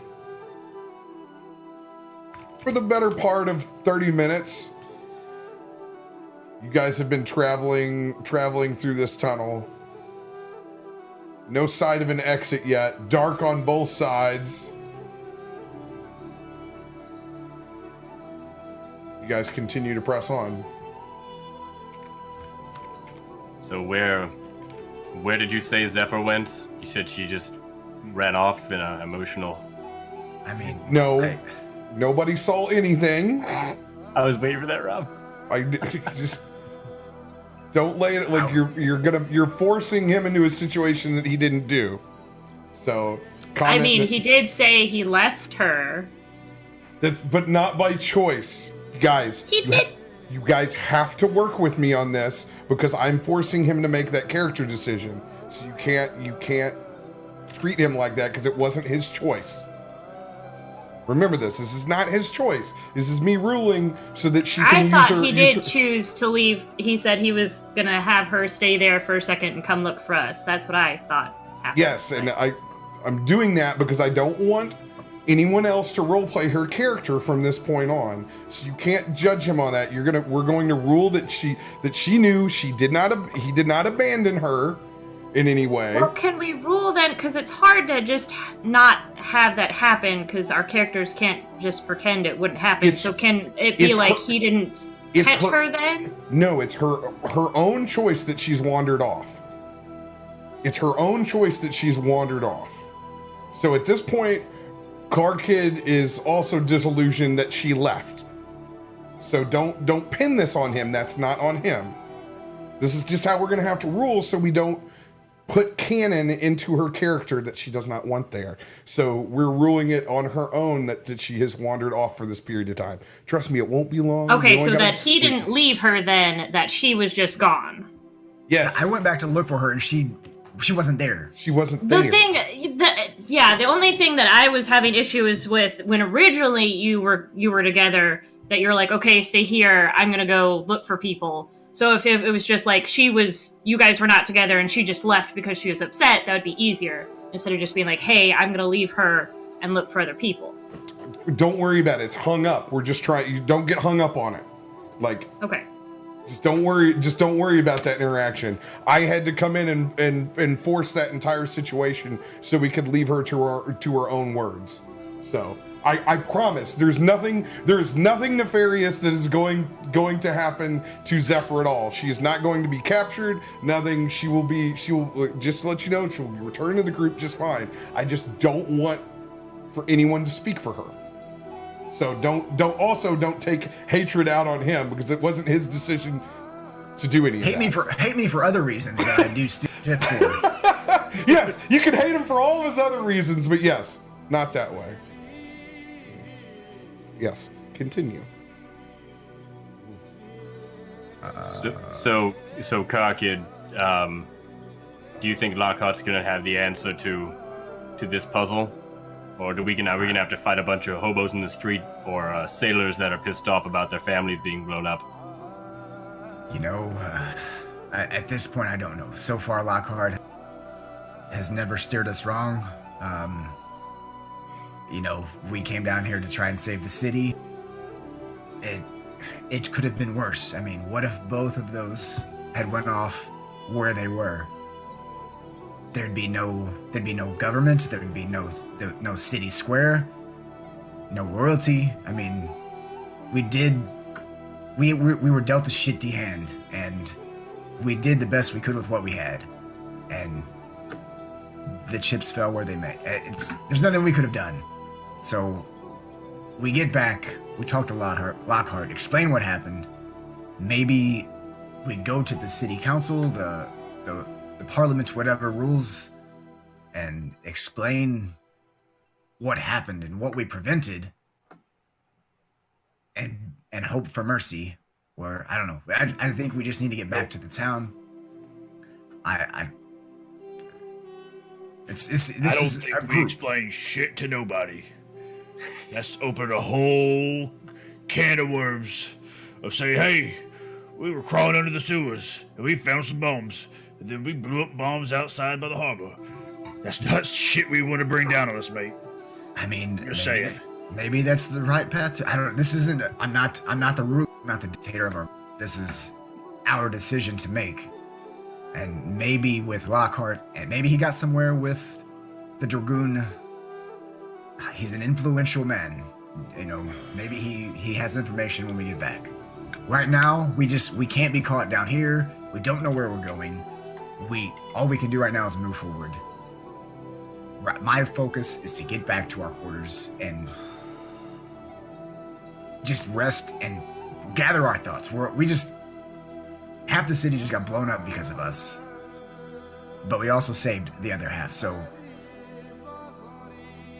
And due to your actions at this point, what would have been a larger point of 3 different districts in front of the actual palisade, had those crystals gone off, you would have blown up the entire palace and about 3 to 4 different districts. At this point, you've been able to escape with just structural damage to the foundation of the palisade and just the arbor. So if you want to talk percentage-wise overall of the town, less than probably 2%. Well, I don't know, I don't know that, but I was just trying to, Yeah, but I'm just giving you, giving you some scope because you guys don't have a fresh picture of the city in front of you, so I want to give you a good idea. So I don't know. I think we just need to continue. We gotta find a way out. If we don't find a way out, it doesn't matter. We're stuck down here. Or we go out to the city square where I found an exit earlier. So Let's just keep marching down this tunnel. No point in trying to go out that way. We already started walking this way. Agreed. Buford, is there anything you can see? You're a ranger type, right? Anything you want to take the lead on this one? Yeah, I can. So I'll lead the way looking for anything that, well, obviously the tunnel, so I'm just following it. But, yeah, I'll take the lead. All right. You got it. Go ahead and give me a survival check, Bloody. The best sentence in this entire show. That is a 24. Fuck yeah. 24. 15 plus 9. Over the course of the next hour, you guys continue to travel through this tunnel with Bloody Buford making the decisions in forks in the path to go left or right. It truly is like a wormhole network down here. Bloody continues to choose different pathways until a point where you begin to see what looks like traversing up at a pretty steady pace. And you can see a few beams of light crashing through. I'm going to go ahead and start stealthing. Because I do not know where we're coming out at. I'll kind of take note from his stealth and alert myself. 26 on my stealth. Mm-hmm. Do we still have pass without a trace? Has it been? I don't know how long that lasts. I don't know if we. Go ahead and rule that you got past without a trace, because it was meant for this encounter. Is the intention when you cast it, whether you knew you were going on this or long. So I'll rule that you guys have it to use it when you need it. 36. 26. 29. 27. All right. You guys begin to traverse up this tunnel and up further and up further. And you can get the stench, not quite sewer. Ugh. It's more just refuse and garbage at this point. And you reach up, Bloody, and you kind of like put your hand up and just kind of like claw away. As you make a small opening, kind of stick your head out a little bit. Oh, you can definitely tell that you're in a garbage yard. I'll pop my head down. I think we made the right choice. Looks like we're up at the landfill or something like that. So I'll pop up, look around. I'll let you guys know if you can come up, and I'll stealthily, like the garbage guy from fucking Fraggle Rock. And Fraggle Rock. you can tell that probably that one of these belays has been eating a steady diet of trash over its time. Trash belay. The trash belay. What do you guys proceed to do? I'm gonna pop up and scout out to make sure it's safe for everybody to come up. And while he's Do that. while he's doing that, I'll whisper, "We should fit right in. We are all so covered in trash." Very true. Actually, before I go up, I'm gonna cast disguise self on myself to look like my the cape bum. So Cape bum? the guy with the beaver tail. Oh, God. Oh, God. I don't know what his name is, but I'll call him Beaver Tail Bill. Yeah. Yep. You have matted hair into a beaver tail. Still fedora though, and leather duster, but. All right. Do I see anybody digging around or? Go ahead and give me a perception check. Sure thing. Bloody, what? Are you okay? What do you see out there? Can we come out? Is it safe? Hold your fucking horses, mate. I don't see much. It's a 5. All right, perception. That's 11. Nice. 11 is like a periscope. You stick your head up above the compost and turn and spin. You can see that you're in quite the trash yard. It's an expanse probably of about four city blocks, and you can see just beyond the edge of the trash pile that you can you see the familiar shanties Oh no. of the part of town that you were in not too long ago. The dark magic. All right, guys. So there ain't nobody up here, but we're in that shithole part of town where I cut that guy's tongue off. So I'm gonna scout ahead, disguised like I am, and just real sneaky like fall behind me.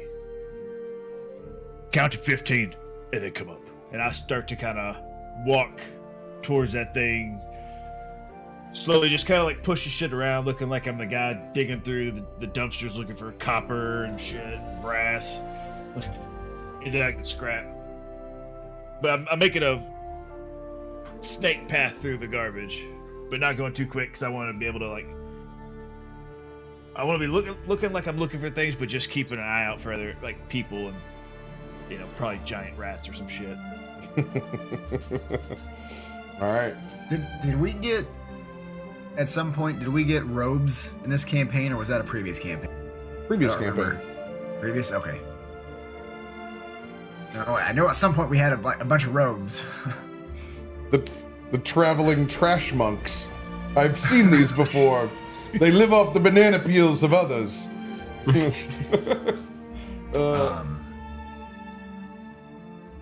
Freegans. I will, I guess count to. I have a hard time counting. Before Karka goes out, I just take him and I go, do not talk to anyone. None of the hobos. Do not talk to any of them about how unfortunate they are, how the land dwellers, anything. Do not say a word. Look, fool me once, shame on me.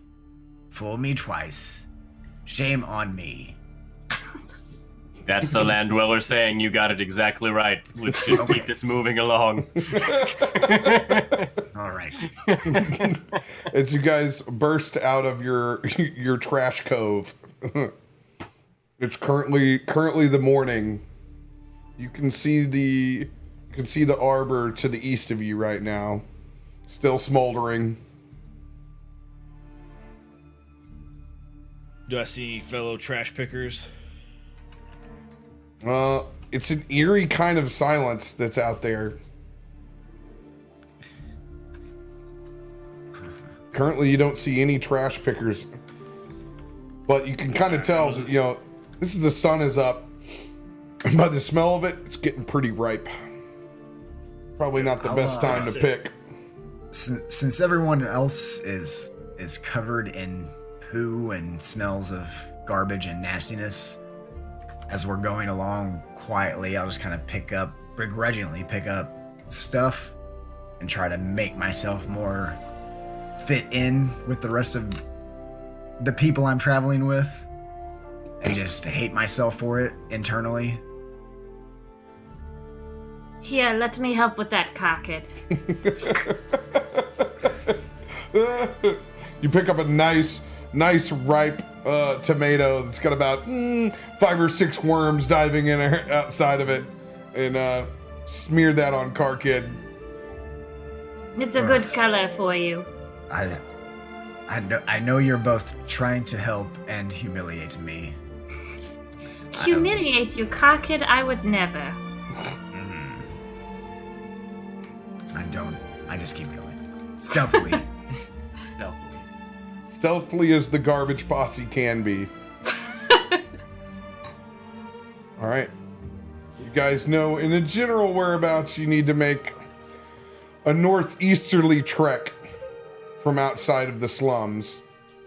You guys crest to the outside of the rudimentary wooden fence that holds this compost garbage heap up. And you guys easily scale over the fence.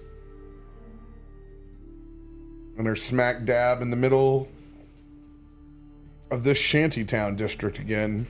Hobo land. I'll look at the group. I say, I speak bum fluently. Let me do the talking. Buford, I do not think we really need to talk to them. But if they do speak, I know the tongue of the bum. That really did not think about how that would sound. We're clipping that one. We know it's getting clipped now. Yep. Oh I my didn't really think about that one until I said it. Got that one. Time stamped that. Oh my gosh. Can I get some nat 20s on that? Good lord. Oh god. Bloody Buford. There's your episode name, Tongue of the Bum. Yep, I got 2 good contenders on that one. That's good. Oh my goodness. Didn't even just said it, then wait, that doesn't. Nope. There you go. All right. Oh goodness. And this go round, you guys really fit in, man. You guys smell like a big old bag of trash. You look like hell. You haven't slept in probably a day and a half at this point. You're looking pretty rough, you know? This is like that moment in Shaun of the Dead where they walk amongst the zombies. You guys I was walk gonna go through with this, Shawshank Redemption. We just crawled out of the poo tunnel. but there's no rain to wash you off, Andy Dufresne. As you guys walk through the shantytown streets of the Grubber district, at this point, you're able to hear conversations of the people around you whispering, "Oh, you see that? You see the explosion? Damn right, I felt it." You can hear the general gossip going around as you guys kind of slink through the streets. I just want to try to perk up as much as I can and gather as much conversation as I can and just jot down notes in my book to see if they seeing anybody that might have been there or hearing anything about it other than just the explosion. You know, they think they saw somebody do it, or they're looking for people of interest. Give me a perception check, and also, Tyson, if you can adjust your noise gate, it's cutting you off a bit tonight. Oh, sorry, my mic's really far away. I'll move it up to me. Yes, thank you. I kind of just want to cough under my breath, just gonna be like, it's a dark magic. Dark magic? Oh God! Yeah, I don't. It's, I don't hear shit. I'm full of poo with the natural one in my Oh, can't see it. focus. Yeah, I don't hear anything. Yeah. You got poo in your ears. You go to jot down and you realize that you're just smearing more refuse than you are actually able to write anything down in your journal. And Grab turns to have a pencil. Oh, God. so gross. you actually see Bloody Buford kind of lean over and go, hey, watch this. As he cones to his mouth in his best ventriloquist style, yells out dark magic and kind of spits it out to the left. You can just hear a few hobos kind of chime in like they can't even control themselves. Yeah, it could have been dark magic. It could have been that dark magic that done it. Oh. I'm gonna walk up to that group and go, oh my God, dark magic everywhere, guy. Oh shit, dark magic. Oh God. And I'm just gonna walk away going like holding my head, dark magic. Oh man, dark magic. Roll a persuasion check with advantage, Jed.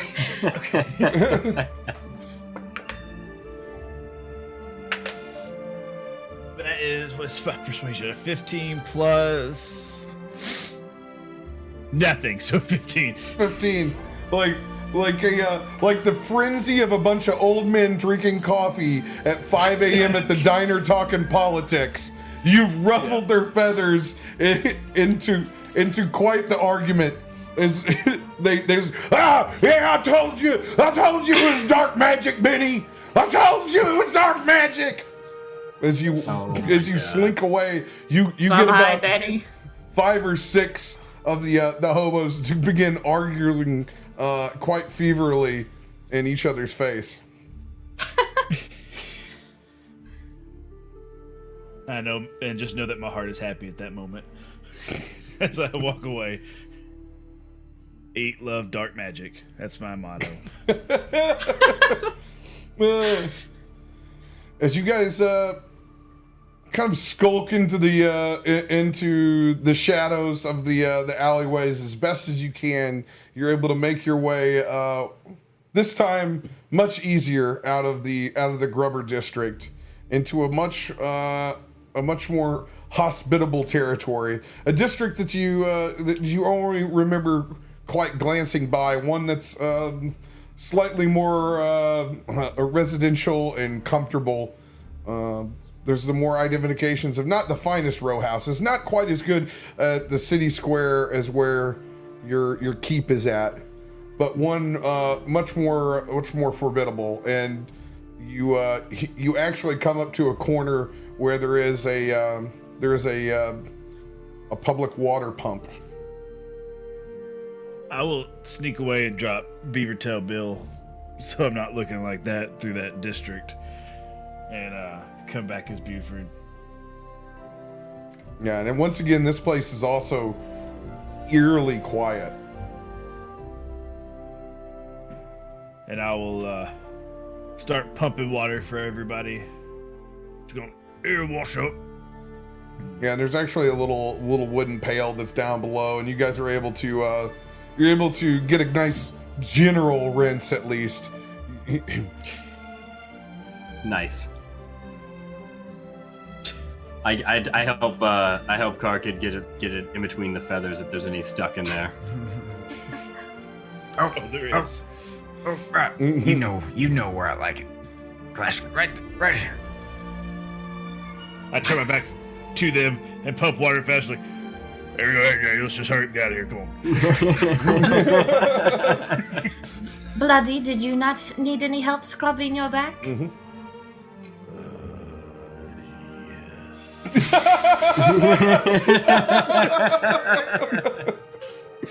Klashka, you hear that? He needs help with his back as well. Get over here, big. Get over here, big guy.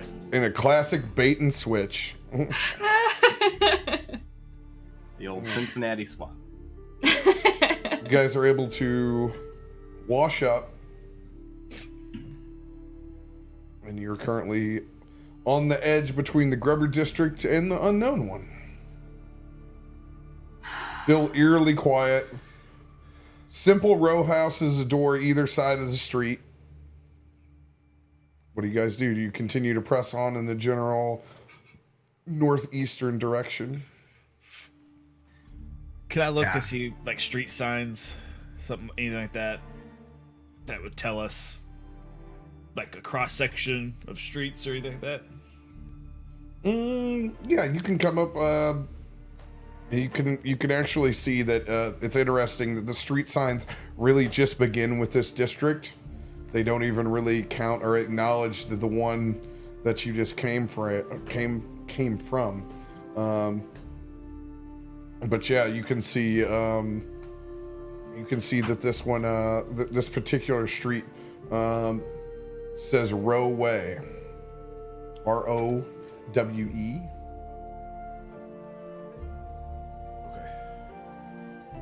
And is that heading the general? Is that if we follow that street? Is that the general direction? It's heading more. That particular street is a large swath. It's about 30-40 feet wide, and it's kind of a main traffic avenue, and it's going east by northeast. And we're going to go northwest. No, you're heading northeast to the keep. Oh, okay. All right. Well, I think this is still the right way. Probably go check in. I got my squirrel and I miss him, and so I would like to get back and pet my squirrel. Just every now and then, as we're walking through the city, I just kind of quietly over the earpiece say Zephyr's name. Just every now and then. Gotcha. Zephyr, I hope you're okay. You I guys, tell. Sorry, go ahead. go. No, it was stupid. I redact it. You guys continue to make your way down Rowe as it transitions from more of its simple houses to merchant storefronts, and you once again here now you're getting towards the actual city center. There is the hustle and bustle. It feels like the energy and the people have shifted. They're all gravitating towards the actual river. I'm trying to remember the damn river's name. The Throbbing Channel? I know you guys called it the damn Throbbing Channel, and I can't think of its fucking real name. It is the Winecast Channel. Yeah, the Throbbing Redid my Channel. notes. Thank you. I don't have my Power note move. page up. Are there any morning newspapers, city shouters that I don't know if there's word presses in this world or if it's all word of mouth news with town shouters?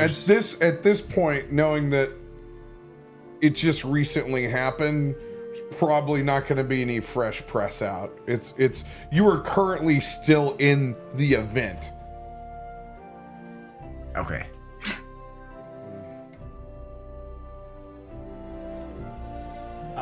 Do I see any city guards? Surprisingly, you do not see any city guards yet. Okay. You feel as if at this point, having gone through the city once before from this angle, that there has been a large drain of the population shifting over to see what has happened around the palisade.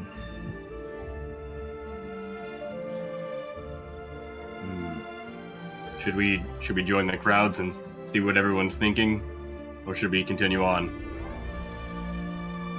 Back to Tower Bay. I think our best bet is getting to our quarters currently. Aaron, what say you? I could use a nap and a shower. Fair enough. Let's keep it moving then. All right. You guys pass through the residential part of this district and get into the beef and core of this market city center where you guys know that your keep is at. And as you guys continue to press onward, you can start to hear what sounds like a significant higher population of people. And as you press onward,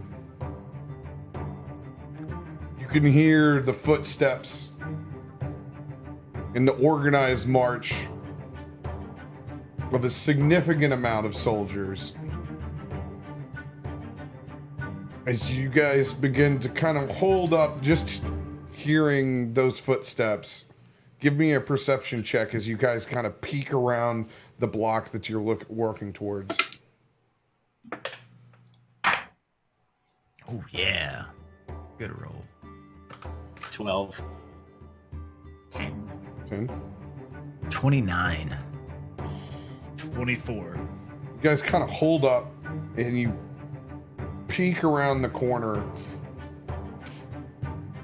and you can see what's left of the keep. Smoke smoldering up out of the top where the forge used to be. Several guards placed around outside. Almost 20 to 40 completely surrounding your former keep. Crap.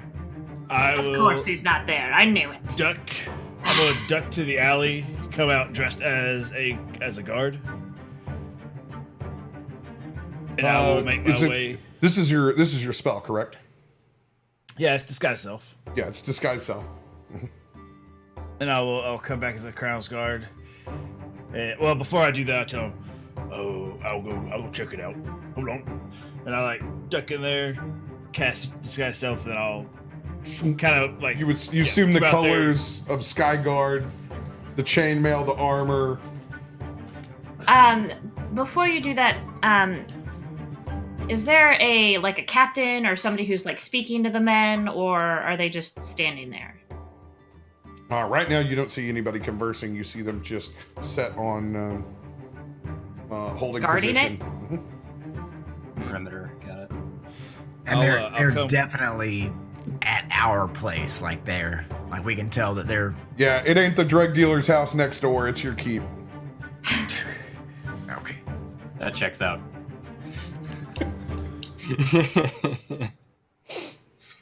We've all been there before. kind of at a trot up to whoever. Do I see who would be in charge there? Give me a history check. Do I have anything in history now? 13. 13. You kind of scan, and you're like, fuck, I don't know. These guys all look the same. Can't really take a spot distinction from these guards. They all are wearing the same colors. Doesn't look like they're having any kind of different insignia on them. I'll walk to the first one and say, who's in charge? I was sent by the commander from the harbor to check in on this area. Is you generally say this to the group directly? I go to one person, whichever one. I go to a specific person. You go up and you walk up to the one directly in front of the stairs to your keep. Yep. All right. Go ahead, and the guard just looks back at you and kind of beads his eyes a little bit. Go ahead and roll a persuasion check. Just a straight, not with advantage or disadvantage, just a straight up one. Let's see. 16, I think. What's wrong with this? 16. Not roll. I think so. It's a dumb guy. Well, if you don't know so, then roll. I'll roll a different one. I don't know what that one is. 12. It's even worse. 12. Kind of snarls back at you. And just who is your commander? Well, I'm sorry. I got sent from the academy straight away as the harbor blew up. They were looking for all hands. I'm not real sure. I was sent for the not quartermaster. What would they call? Quartermaster. Fuck, I don't know the word. And they sent us because there was such an explosion. But they were wondering what happened here. He looks, kind of looks you up and down. Don't worry, we got everything under control here. What do I tell my commander when I come back with nothing? I think you got plenty to worry about in the harbor. So we got everything control in the city center. All right. Well, what's your name so when the shit trickles down, it'll trickle right on your face, mate? Take the fuck off!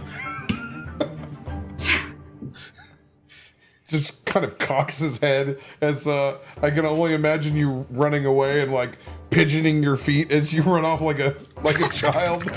God. I'll just I'll round a corner and just, if nobody's watching, just drop it. And... Yeah, there you come. Oh, it worked out great. Learned lots.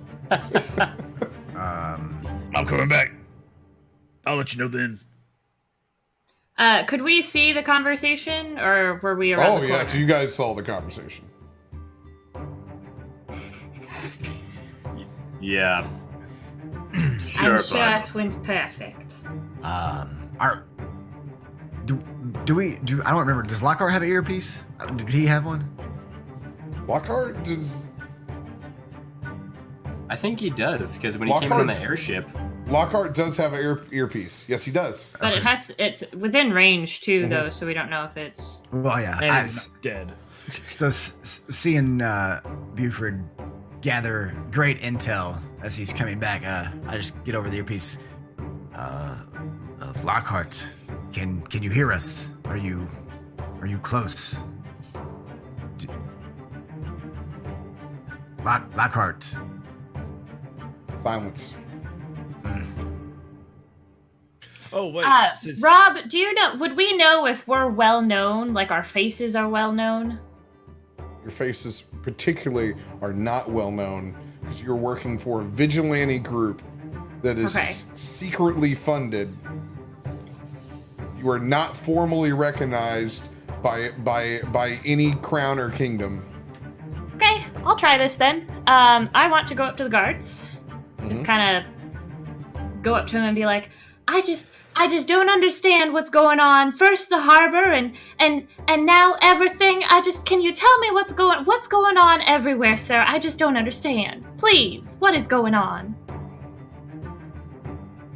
And I give him big old doe eyes. as you walk up, you begin to speak with them. Hold on for just 1 second. As the person that you begin to speak to steps back and begins to walk back in towards the keep. Oh shit. The rest of them. What do you mean? It's an explosion in the harbor. We know about as much as you do. But you don't know who? Like, what is going on with all the guards here? I don't understand. There's guards everywhere. I don't feel safe anymore. What is going on here? Is it dangerous here, too? And one of the guards at the end kind of like slouches over onto like his spear and he's like, hey, you got nothing to worry about. We're here. City's gonna be safe. Just like it was when we saved the city the last time they tried to bomb this joint. We took care of it. Oh, they? Who's they?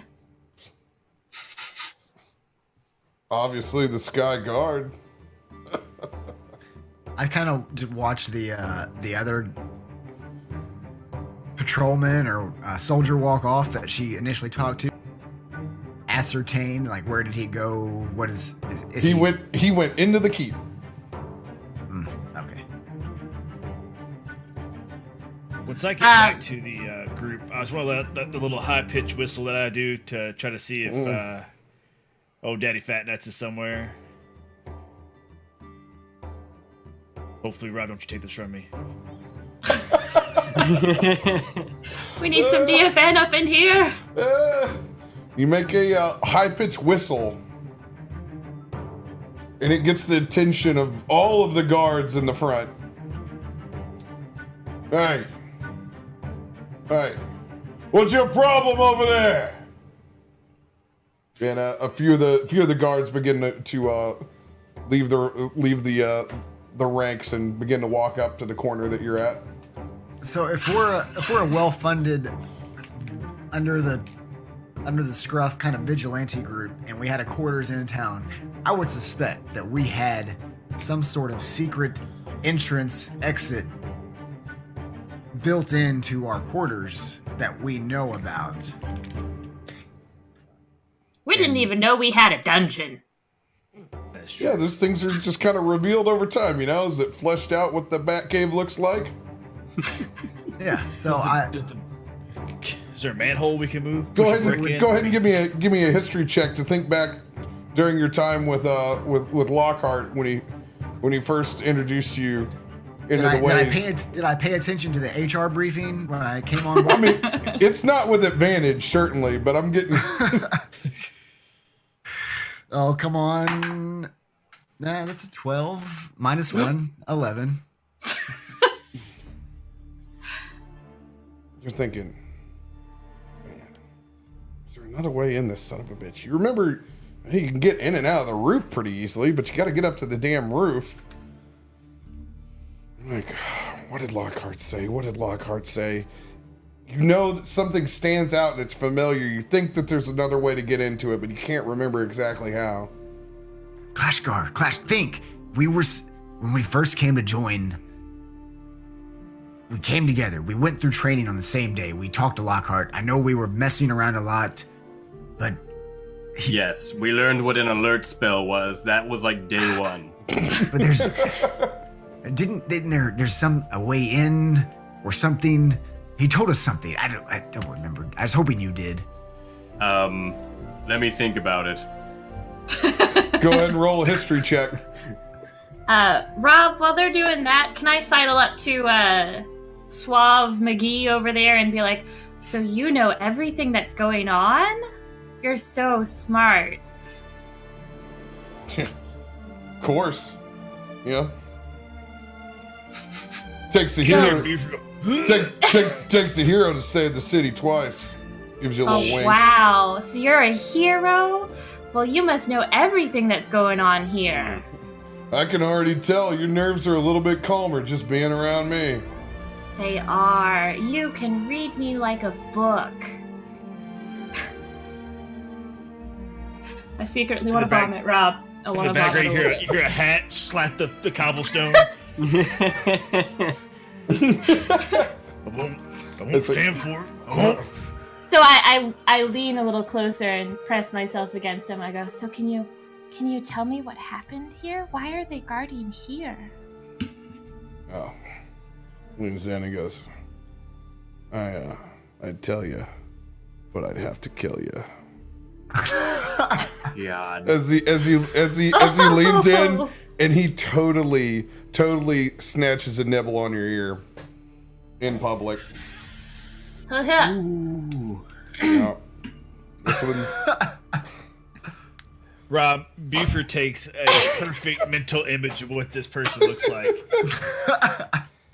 It is emblazoned into his mind. High cheekbones, cleft chin, ravishing short blonde hair, southern parted to the side underneath of his helmet, chainmail, crystal clear blue eyes. Oh, it's quite my type, actually. athletic build. Clean shaven. So, Jamie Lannister type of guy?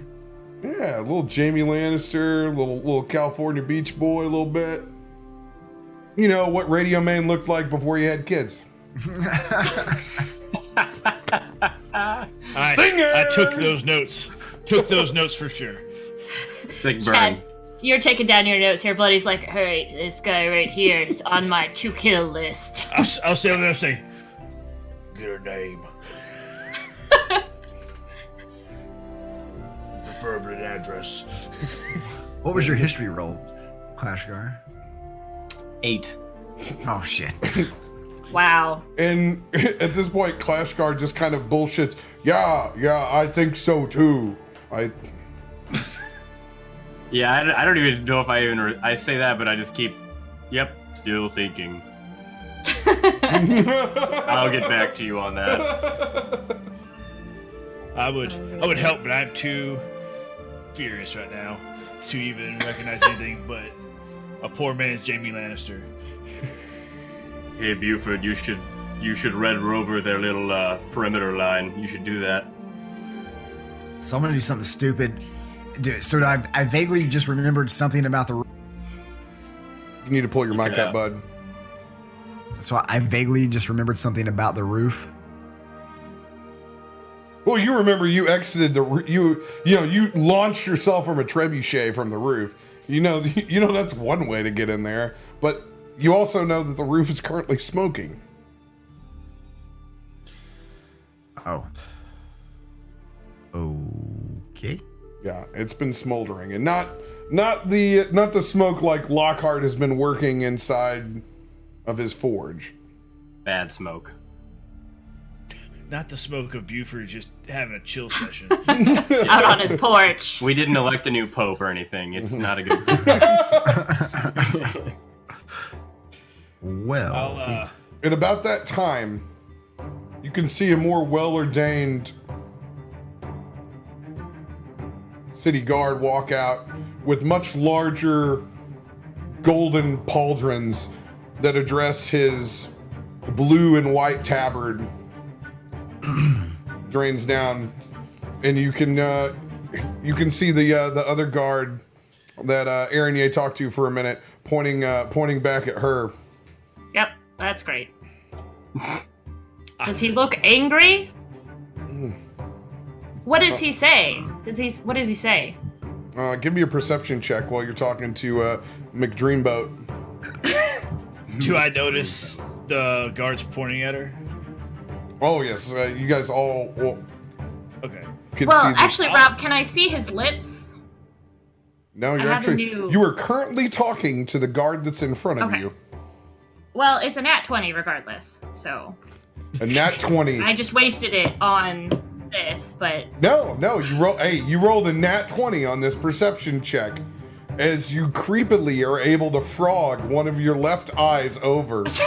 while you I do not frog, Rob. Nope. Wow. She's got a lazy I eye. just She want to sits on the side. slightly tilt this way. Buford, she's showing her good side. He stops over there.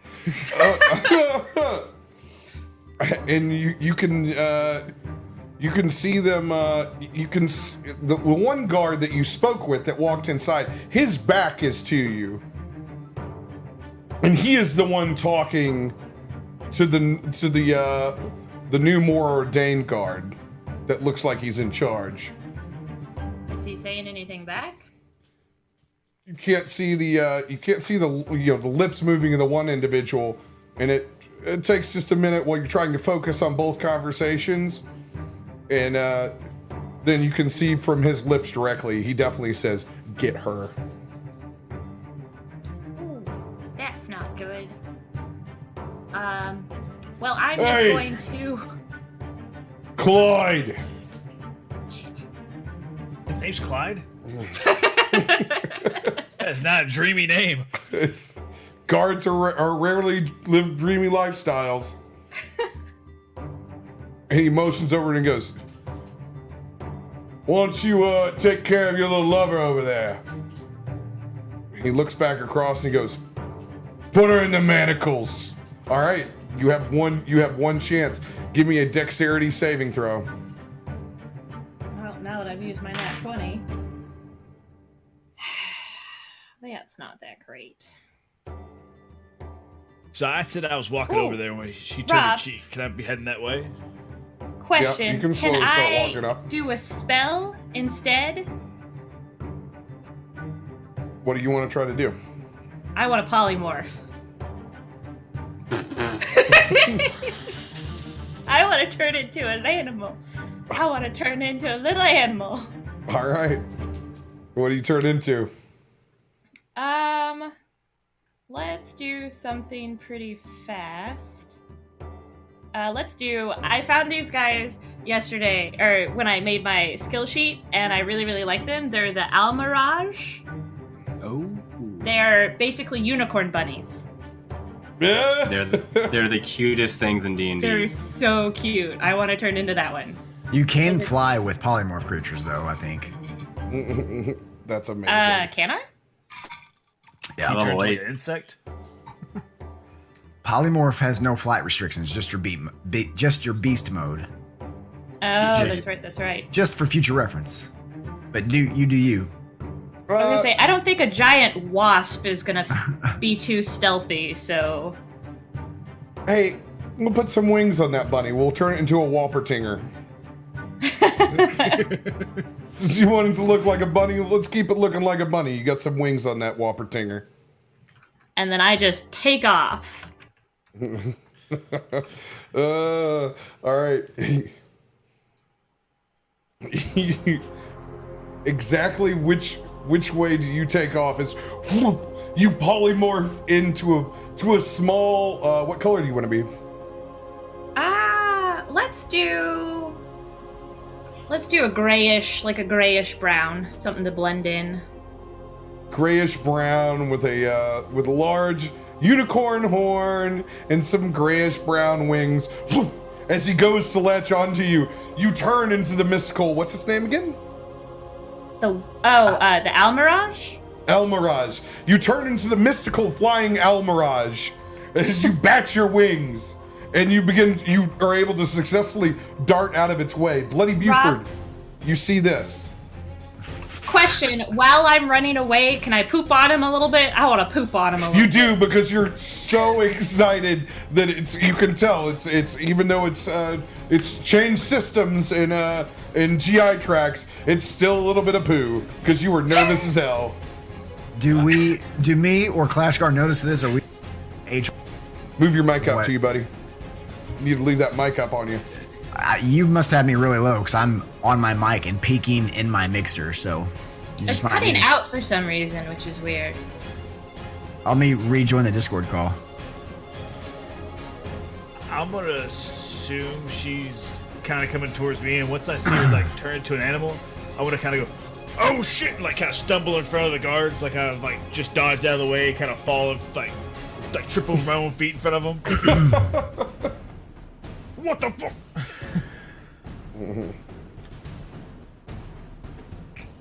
I knew it. They were talking about Grover Town, adult magic. There it is again. And at the same time, you can see that the more ordained guard looks back at you, and then he goes, "Him too, him too." Him who? And I point to that guy, and I just fucking bolt. You do And take off. I point at that guy, who, him? And I just take off. Oh crap! Do me and Clashguard notice this, or are we just talking about stupid HR policies and what we might have? Roll a perception check with disadvantage. They said if you don't get your expense report in time, you have to pay for all the money itself. Oh, I rolled a nat 20, but then I rolled an 8.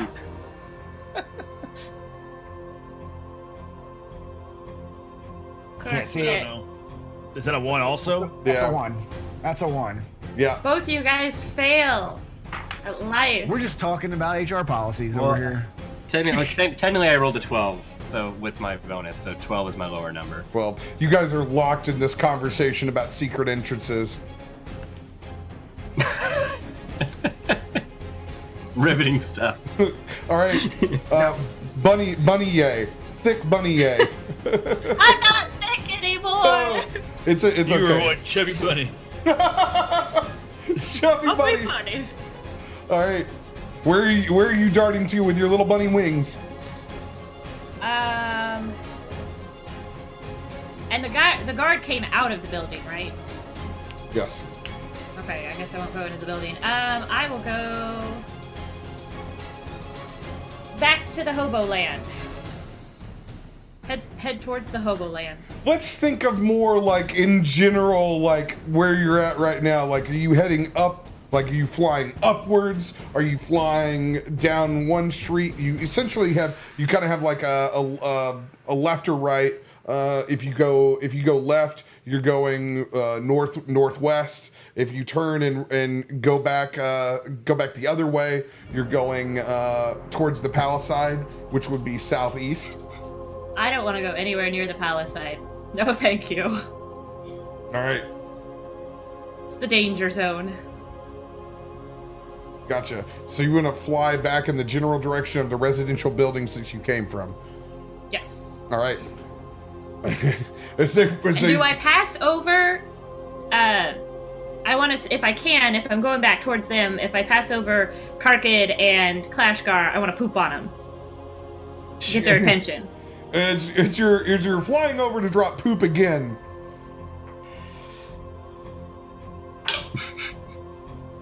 What's your AC? 13? 13.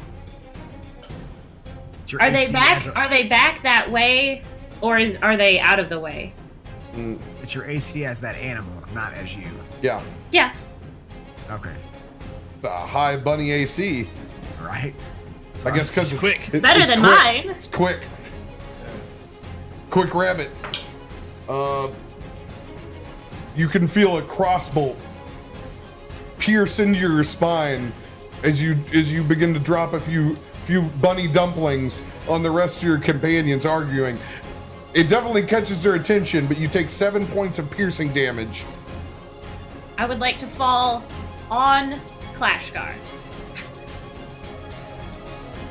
Women raining out of the sky, because Oh, that God. takes me out of my polymorph. Oh no!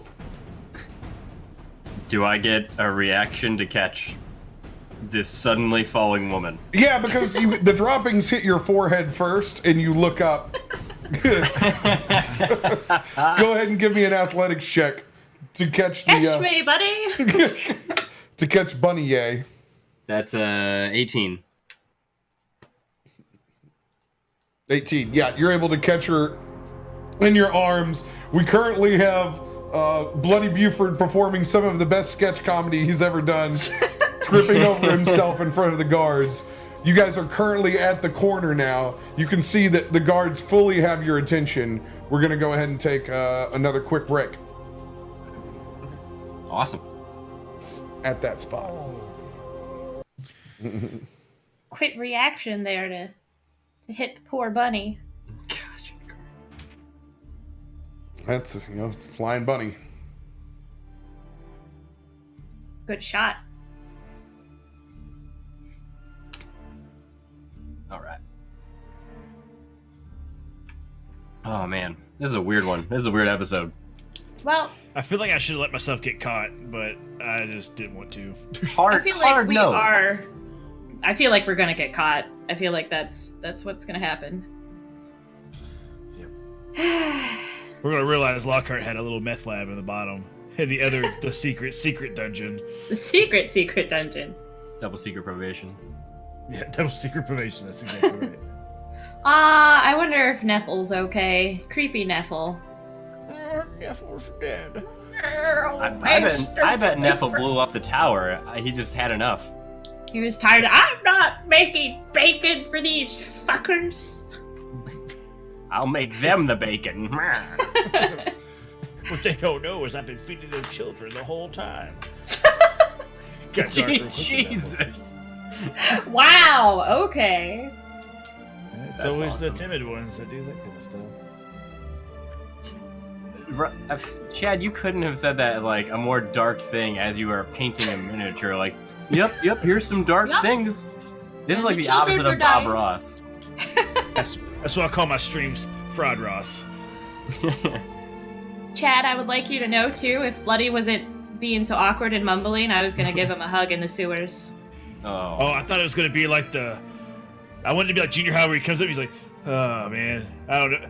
She probably doesn't like me. Alright, cool. Nope, guess I I'll was pick gonna, her. but then you were mumbling and then you sat down and I was like, okay.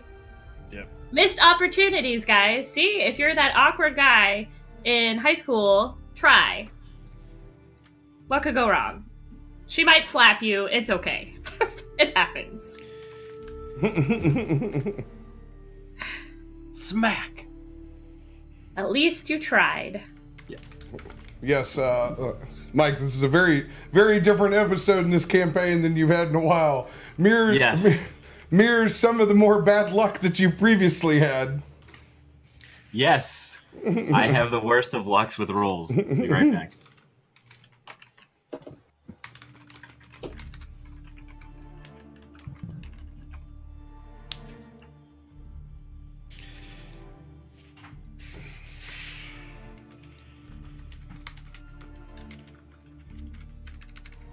Yeah, Aaron, his name has been transforming every morph. It's because she gives us good descriptions. I was really wanting to be a bunny a little bit longer. I'm kind of sad. They don't have much health though. They're like 1/8 critical or the difficulty or whatever it is. I forget what it's called. CR rating. Rob, did my No, they're 0. ever show up? I'm sorry, what? Did Daddy Fat Nuts ever scamper up? Probably not. He's probably dead. Thank you for killing the one joy I had in life. You know, you can't kill know. Daddy Fat Nuts because that's what his tattoo is going to be. You can't kill him. Daddy Fat Nuts has made multiple campaigns at this point. It's already a D&D statistical miracle. That's all right. Serena has drawn up probably the sweetest Daddy Fat Nuts inspired D&D tattoo for me. Bung, the secret is table chemistry and learning what everybody at the table wants to play and letting them do a little bit, but not overstepping the bounds and stepping on other people's toes in fun. It takes a long time to find good groups. That's why there's not a lot of good D&D. There's a lot of trying to find good D&D, and then you get it, and you squeeze the shit out of it. And you try to make excuses to play as much as you can. Ain't that the damn truth? Or you do like Mike and you just, I'm gonna have 8,000 campaigns going and I'm gonna not ever do anything but play.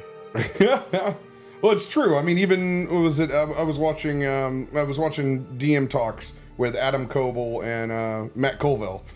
Like, remember, like 90% of everyone's campaigns usually go nowhere and end up like, most of the time the story doesn't make any sense. It gets convoluted and usually shuts down. Most of them never even make it that long because they're hard to maintain. So it takes a lot of love on everybody's side to make a really good story work. On Mike's benefit, too, with the Sunday campaign, I'll be up to 4 D&D campains. Let's go. We're growing. You guys all get to play more D&D me right now. Damn you. It takes a lot of opposite, emotionally different people that still mesh well with each other. Yeah, if you get one-sided, it's not dramatic at all. It's real cut and dry. All right. I think you're muted, Mike. And you get Mike, who's great at miming. Let's pick I can up actually talk. I'm just kidding. Where we at. Thanks for clearing that up. Oh, goodness. Oh, shit. All right, you guys are currently the three of you. Bunny Yeg has been transformed, caught in a Clash Guard's hands. Bloody Buford doing a little trip dash and side run in front of the guards. What are you guys doing? Fun. Oh, Aaron, Run. hey, what are you doing? Hey! Run right now, Bloody. Or not Bloody, Clash Guard. Run. Run, you got it. With her in my arms, I just start bolting. Just kind of. Whatever direction you deem me to be facing, I run that way, not knowing the context of what she means. I'll turn your head whichever direction. All right. He's like a horse. So you guys are actually going to run partially southeastern, and this is actually the direction of the palisade, but it's where the least amount of guards are at as you guys run southeasternly down the street. I'm assuming you're going to try to take the first alleyway that you can see on left or right hand. Correct. All right. Which alleyway do you guys want to take? Snake says left. If it's odd, we're going left. We're going right. All right, you turn and tuck back right. This is the way that you guys came. However, you're cutting through side street and alleys now, and you can hear the guards in the back. All right, don't leave them. We need them both alive. Well, that's good news. At least we're not going to die right away. Car That's kid, his keep best, up. Too. I think as soon as I saw Ernie fall into Clashgar and they took off running, my instinct is to just up. I go straight up. He turns into target practice. It's 120 feet, wasn't it? You calculated? No, well, I can't do the shadow step. So 90 feet? 65 times 2, 130 feet. All right. My shadow step. As you go flying, you go straight up. That's a 20. 20 what? 2 hit, probably. 20 not natural? 20 not natural. 20 not natural. You take 5 points of piercing damage as a crossbow slides into your hip as you continue to streak off up into the sky. The rest of you, I'm assuming that everyone is dashing at this point. Yes. I'm gonna use my reaction to actually catch it. Go for it. Would I be running with them? Because they'd be behind me. So Yeah, I'd be taking them. I did it in tandem that you guys caught up, like, sake of Okay. brevity, man. Sounds good. Oh my god, a D10. I haven't used a D10. I haven't used this in so long. Ooh, so 7. So it only did 5. Yeah, I just catch it. I don't throw it back, but I catch it and look down at whoever shot it at me. Edgelord style. And you go to look and you can see the tail end. You can actually see it's Clyde. It's actually Clyde's crossbow. Fucking Clyde. I mean, Where's I? I don't know who Clyde was because I was talking HR policies at that point. Yeah, you don't, but you see a bleach blonde haired, ravishing looking city guard. Darn you, Clyde. I thought we had something. No, you didn't.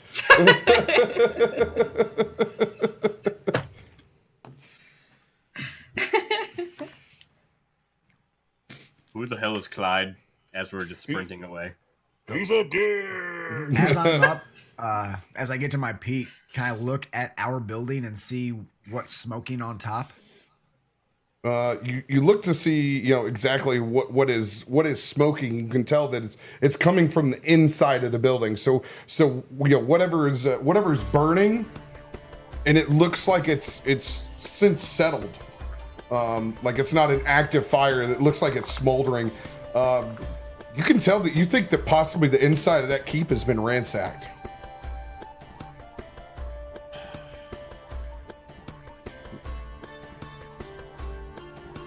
I'm gonna fly towards it. All right. You curve around and make a beeline towards the top of the keep. All right. You land up at the very tip top. You can see that what was left of the trebuchet, or not the goddamn radio. Fuck, the large crossbow. Ballista? Ballista, thank you. Just fucking said trebuchet so many times. Yeah, the ballista is broken, bent, and burnt. We're gonna stop you for just a second. You guys are still dashing on the streets. Go ahead and everybody roll a history check for me. By the way, Carly just called and said, "Do better." Shit, thanks. Everybody but me, or am I rolling this too? No, you're not rolling this one. Okay. Got an 8. 20 not natural. 16. Bloody, Clashgar, you guys are totally focused on running as fast as you can. Aaron, you might think that you could have possibly something else that could aid you in becoming less discoverable. Oh, yeah. But have we used it, though? Has it been a day? Because I thought we used it in the sewers. Our pin? Some people did, not all of us. I don't think. I'm gonna rule with the. I only remember Clashgar using it. Yep, that was just me. it's been with it being multi sessions and a new set of daylight. I'm gonna go ahead and grant it. Yeah. So that's how I'm gonna rule. Sometimes a hint every now and then.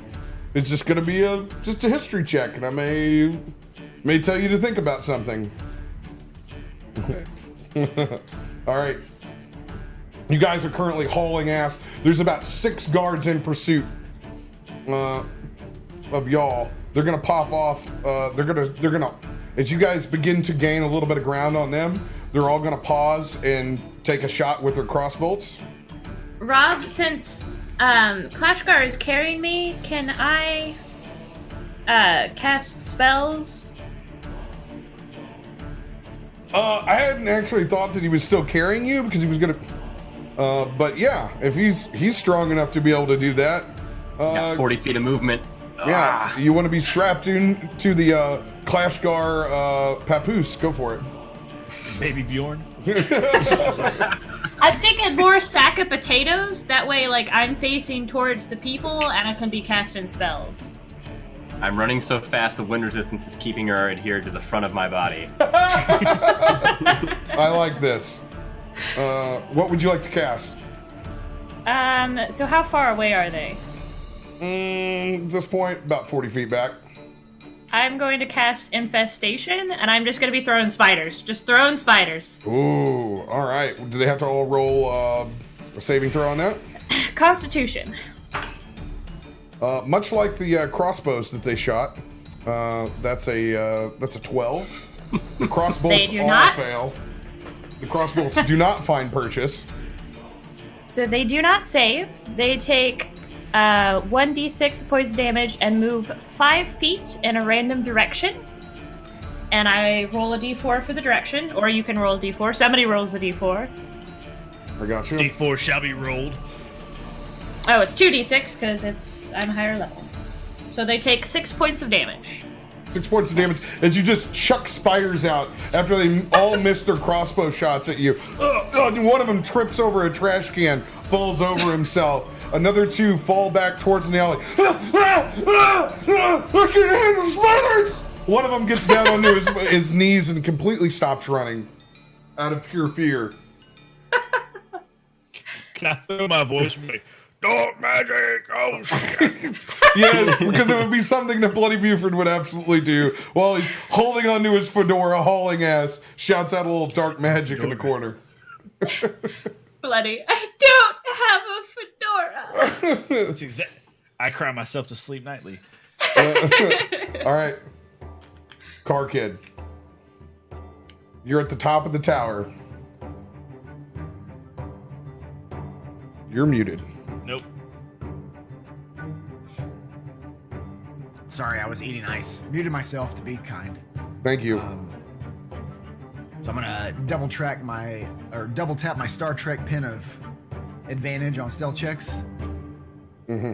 And just kind of I'm gonna creep where I think the door is, where we came out of last time. If it's still there. Yep. And the whole time just, Lockhart, are you in the quarters? Can you hear me? And then I'm just gonna keep creeping to the door stealthily. All right. You creepy call your way down. No response still. No response. All right. Can I go in the door? Open the door? Yeah, you can open the door. All right. Is there smoke coming from the door? Absolutely. It's just a little bit of smoldering. You look down at the handle. Looks red hot to the touch. I'll just touch it real quick. See how hot it is. Like, does it burn my hand to touch? Is it that hot? Yeah, the handle's still really hot. Okay. Well, Klashgar, not Klashgar. Lockhart, if you can hear me, I can't get in from the top. If you're incapacitated, we will come back for you. I'm going to meet up with the rest of the group. When you bump the handle of the door, it just opens in. God damn you and your traps. You know you want to. Go into the room. Go into the trap. All right. Well, if it opened, I'll kind of use my shoulder and just kind of nudge it open without touching the handle. Yeah, and you nudge open the door, and you can see it's still the same spiral staircase that was there, and it kind of exhausts a little bit of smoke, but you can still see. You can still see, and you would have to take a few steps down to completely see into the first room, which would be Lockhart's forge. What's your trap? What's your trap? I'm gonna do it. This curiosity killed the Birdman. All right, Kill the go ahead and goose. give me another stealth roll. Oh, let's use the.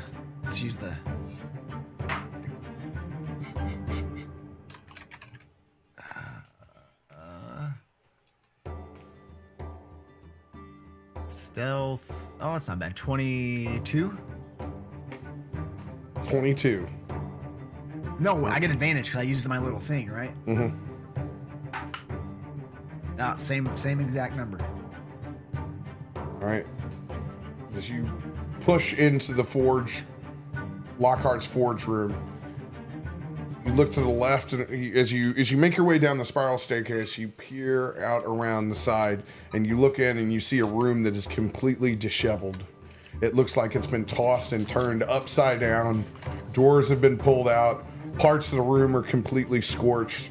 The forge is currently unlit. It definitely looks like it was the source of the rest of the fire damages. It was broken down, and you can see that it actually cuts through down into the floors below.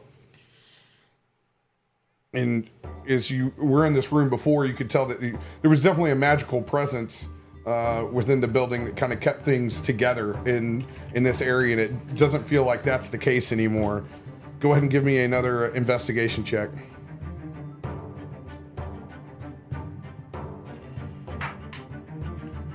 Investigation, 12. Oof. 12.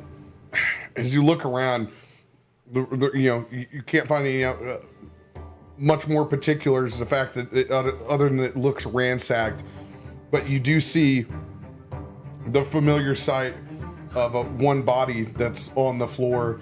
You can see Neffel? part of the half-burnt body of Neffel No! on the ground. I run up to him and try to shake him, just check. Head check falls to see if off. he's- Check to see if he's breathing, see if he's alive. Yeah, as you go up to the body, you can tell that he is long since passed, as he's badly burnt and boiled. If his eyes are open, I shut his eyes and just kind of say a little prayer to Khan. At the same time, when you close your eyes, you actually see, or you don't actually see. You can hear just a little bit of noise off to the corner. Is it? And Does it sound like? and out of the out of the corner, one of the rubbles of one of the shelves, you see a very, very limping and very, very worse for wear Daddy Fat Nuts. He's alive! No. Daddy Fat Nuts! You bring me my squirrel. As he emerges with partially a what was part of a handkerchief, you can see has been tied around his head in bandana style, as you can tell that he's prepared himself, but looks like He's gone Rambo. he's gone. Yes. Yes. that True he, first blood. as he hobbles over to you and makes his way to your hold out side. my hand with just sincere sympathy, hoping he takes my hand. And Oh, he calls out takes your hand, and he almost just passes out from exhaustion. And I say, Daddy, good to see a familiar face. I I don't know if you can understand me, but I will get you back to Buford. I swear it's all my life.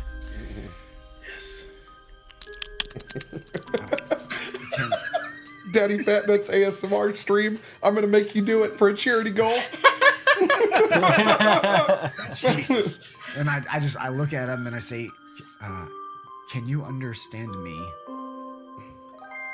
And he's just Right, I can understand you, dick.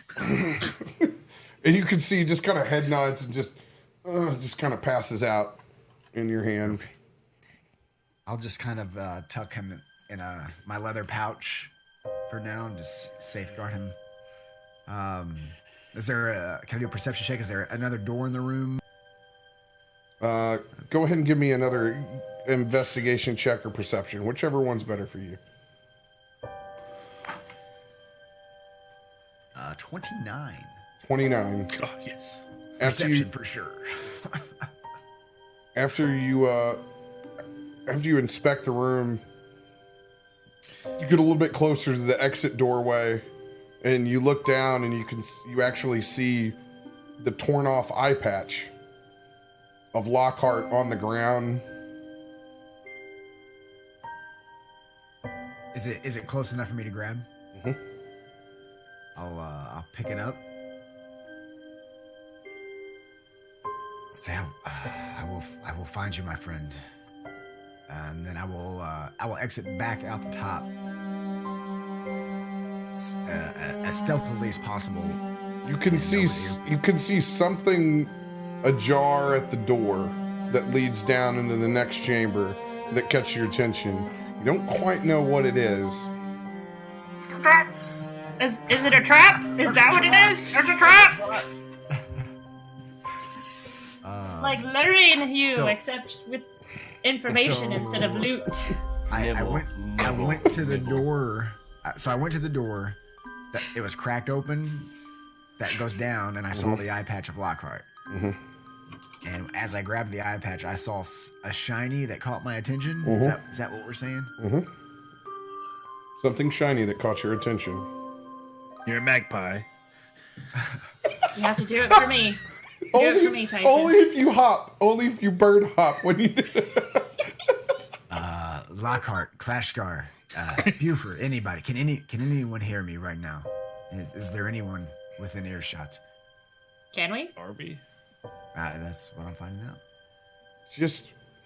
It's like static. You can tell that he's reaching out. You don't know whether it's just stress or whether it's good information. It's just the static that you can hear car kids trying to reach you. You can't make out what he's trying to say. Is it dark in here, or is it lit up from the fire? Like, what's the? It's smoldering dim with a little bit of the morning light crashing in. But you can see in darkness now because you got that dark vision, buddy. This is my point being, if it's shadowy, I'm gonna use shadow step to kind of blink to what might have caught my attention, but staying in the corners, the crevices of rooms, and the shadows as much as I can. Using just my monk-like stealthness and in the shadows, Assassin's Creed style. All right, give me another stealth check. How long does that little thing last? Ooh, that's a natural 19. That's gonna be good.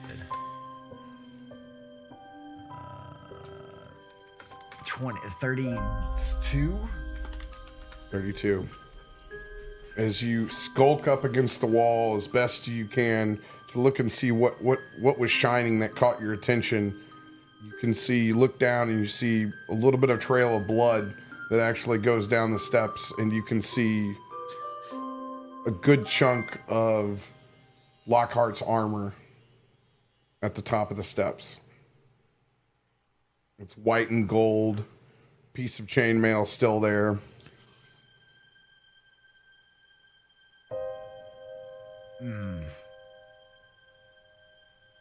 I'm gonna follow it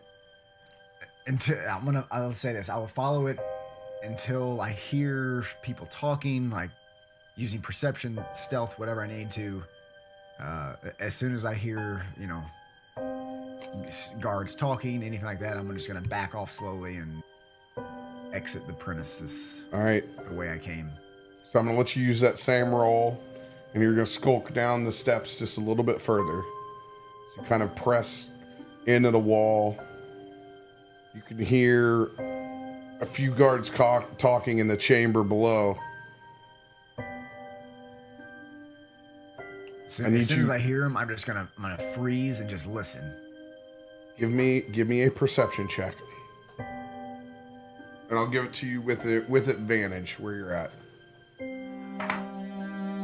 Oh, that's a natural 19 plus 10, 29. 29. Got some good rolls getting up in this joint. The advantage health, that little button there. You can hear a couple of guards in the chamber below. If it wasn't for a tip, we would have never found these terrorists in here. Wonder how long they've been hunkered in here, making a plot for the city. Who would have thought it would be an inside job? Well, me too. Would have never thought it out of the old man. Well, who knows where he is now? Maybe he didn't even make it out of here. We stop and pause. And I'm just the whole time just jotting down notes. It's like, at least we know how to look for. Yeah, we got a good description on all of them, don't we? Looks down and goes, yeah. That one streaky-looking spider lady. Guy with a wide brim fedora, yeah. He's a... Oh, I knew it's coming.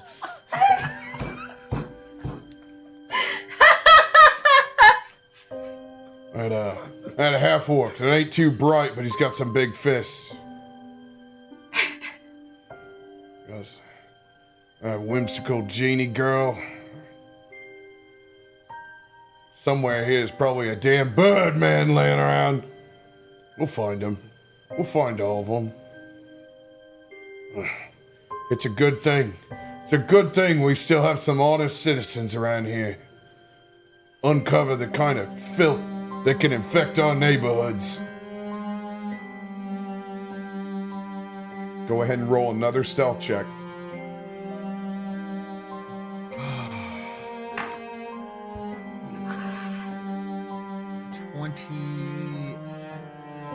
Math, 29.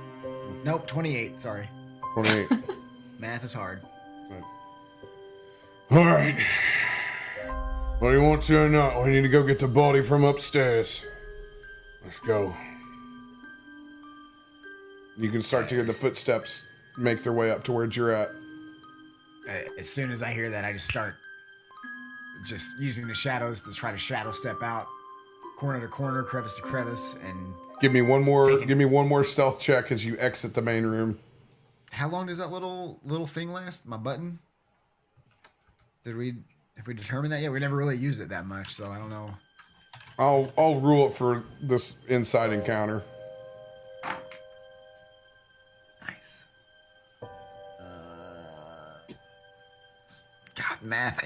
19 on that one. 19.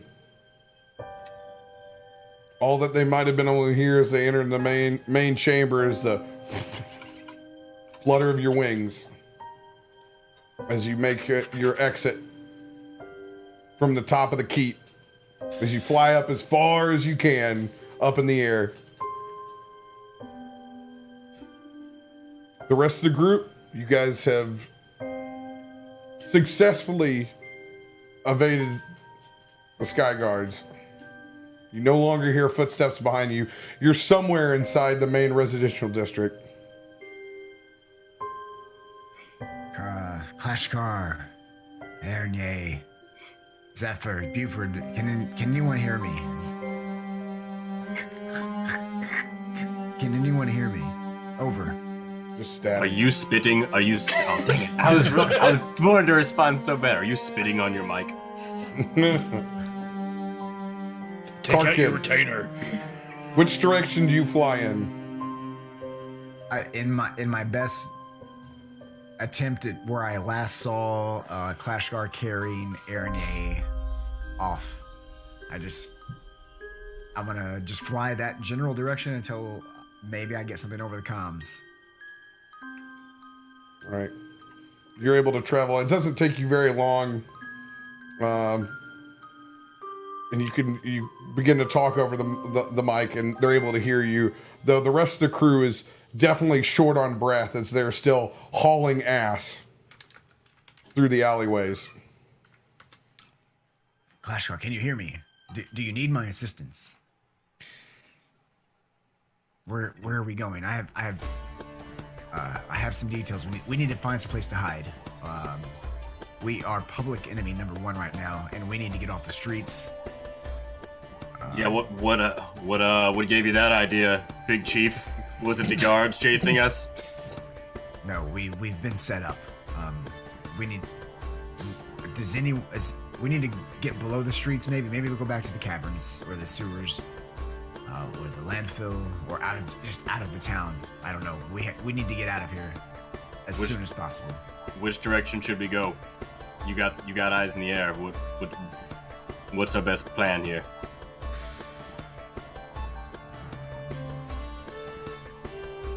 Well, we need... I don't want to leave Zephyr. Lockhart is still alive, I think. But the city thinks we are responsible for this. So staying here currently is probably not in our best interest, unless we think we should turn ourselves in and try to explain our side of the story. Yep. Yep, that one. Yeah, we kind of blew that option. Erinye, Bloody, what do you guys think? I am not going back into the sewers. I would rather hang. Hang rope. Ha. Rob, would I know of any... And I'm only asking this because I know thieves can't, but I have known of any, like, seedy underground, kind of like, nobody really knows everybody's name. It's like the anti-cheers kind of bar where it's like, we don't ask names, we don't care. What's your background? I think it's haunted one, to be honest with you. Give me 1 second. Yeah, haunted one. Those who look into your eyes can see that you face unimaginable horror and that you're strange in darkness. Doesn't pertain. Fear you. You know thieves. You know thieves can't. So I'll let you give me a survival check. Oh yeah, buddy. Just got a +9 to that one. Thank you, Rogue. 25.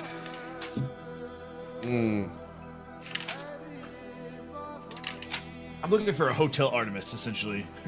You kind of think in your mind for a second, and you're like, oh yeah, I know, we're close to the Bisnick district. If we head far north, we can probably find the Triple D. The Triple D? I say over the earpiece, Karkin, head north. We're looking for the Triple D. You know where you see it?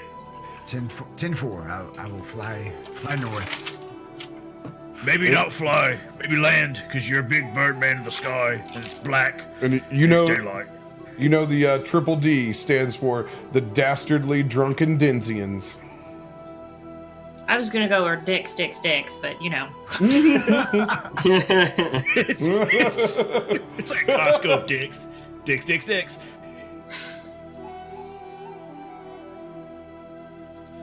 Alright, guys, let's head north and bust a Lucy, which means left. Yeah, we're following you, Bloody.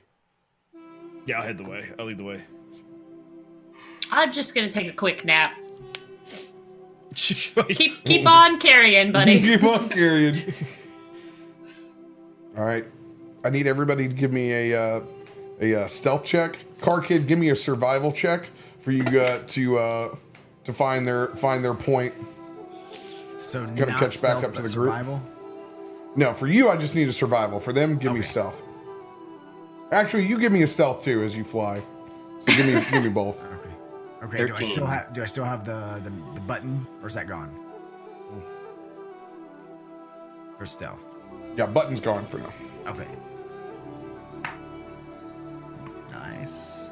For stealth, 27. Survival, 19, 20, 22.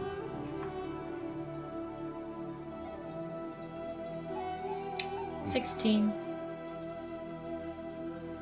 All I right. got 22 and stuff. All right. Car Kid, you're able to make back up with the group as you kind of echolocate yourself with the ear comms to orientate where you're at to catch back up to the rest of the group. You guys are currently still skulking inside the alleyways, traversing your way through. What was your survival check again, Bloody?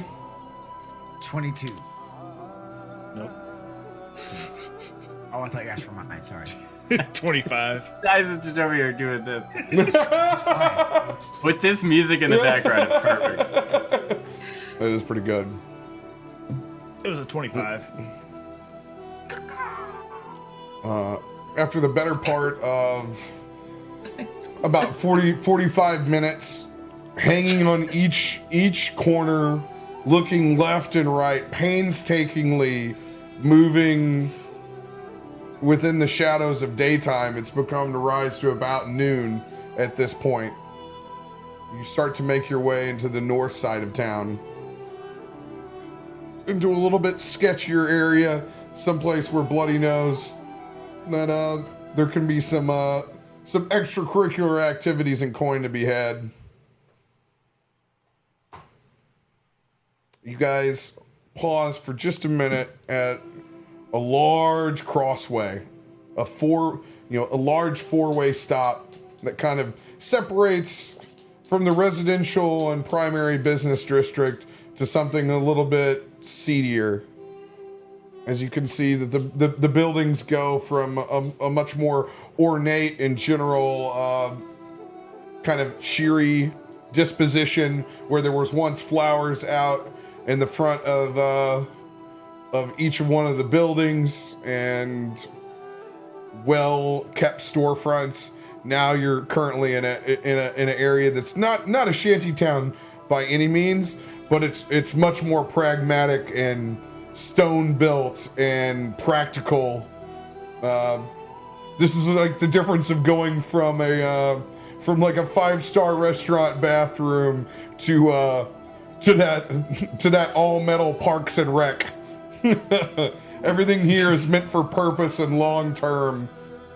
You can just see by the lantern light, which was, previous in the area had lanterns with glass panes and wrought iron. Now it's much more of just a metal cage bent around a flame. It's currently not lit because obviously it's during the day, but just kind of shows you a little difference in architecture. And you're currently going to have to make a big cross on a very, very busy street. Everybody give me a perception check. Oof. 24. 27. 16. You guys look out and it's like the Matrix. Toom, toom, toom. You see 2 guards coming from your right side. You see 3 guards coming from the left side. I haven't noticed you. They're just currently on patrol as the city is on a very high alert at this point. And you do not have an alleyway to tuck into to cross to get into this next district. You say it's just like, is it like a New York City, like, crosswalk kind of thing where there's just people whipping back and forth? Yeah, it's a giant 4-way stop. Oh. Okay. Just put my collar up a little higher. That's exactly what we look like. That's what we do. That is exactly what we do. We just across it. You guys find some of the most amazing gifts. Guys, look. You all, you can blend in. I'm a walking bird. I don't exactly fit give him in a coat. down here. I put my coat around him. It's a big duster style coat. Pop the collar up on him, and I say, "Just walk like you've been here before, and just walk with purpose." Just... I also want to tie like a headscarf around, like just a piece of fabric, and just tie it around his head so his head isn't so obvious that he's a bird. I make myself as small as possible. There is no hiding this. you tuck yourself in on yourself. Yeah, I'm very hunched. I'm below crowd level. There's two guards from the right and 3 guards to your left. Is there a mop anywhere around? Can I cast minor illusion to create a fedora like Buford's Yes, for myself? absolutely. Well, I'll just it's not fedora, so you'd have a different one.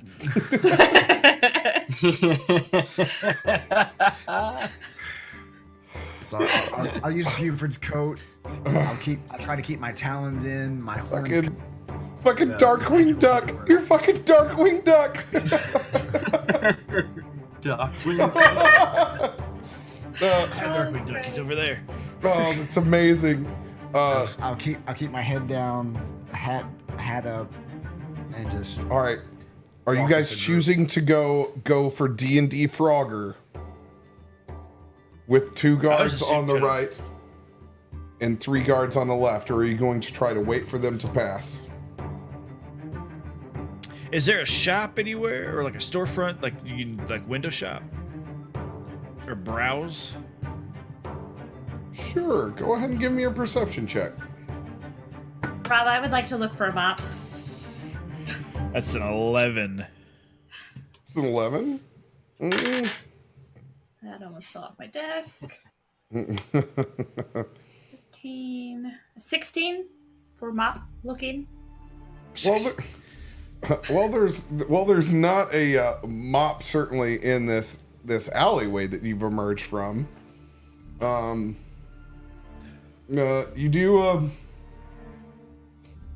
do get the faint smell of roasted chicken. Who gets that smell, me or Aaron? Yeah. I can't remember what you guys rolled, but it's pretty prominent. And you guys kind of put your nose up, and you can tell that looks like there's possibly you're next to like a rotisserie, some sorts. Don't look, Carkid. Don't look. I'll say follow me, and I'll go in. I just want to go inside the rotisserie. Okay, give me 1 second here. Now I want some Broadway beer garden chicken wings. Oh man, is that spicy garlic? Wouldn't that be nice? Give me 1 second here.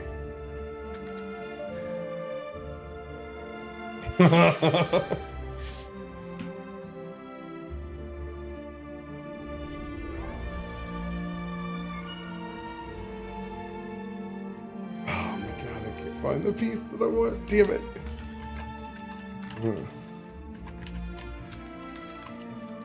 Gotta make do with what we got. All right. Guys, make a little left turn, and you look up, and just on this side of the street, you can see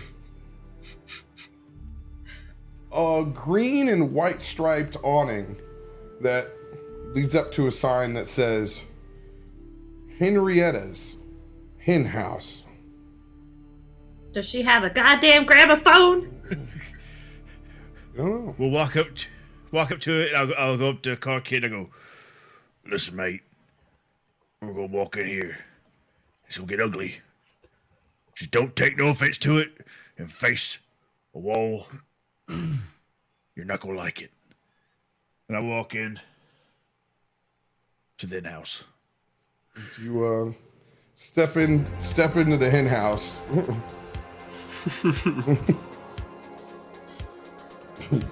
Your eyes fixate on quite possibly the largest ass that you've ever seen. A donkey? Bigger than Thickenyays. What? Bigger than Thickenyays? I don't know about that. It is. It's bigger than Thickenyays. It almost takes up 1.5 of the counter seats that are in front of you. Good lord. That is thick. But as you can see the swaying body of a rather large, portly woman with an apron tied around her, with several different bar stools set in a counter form. As she's kind of shaking to a funky groove, you can see several chickens rotisserating back behind around the corner that are dripping all on the fresh cut potatoes down below them.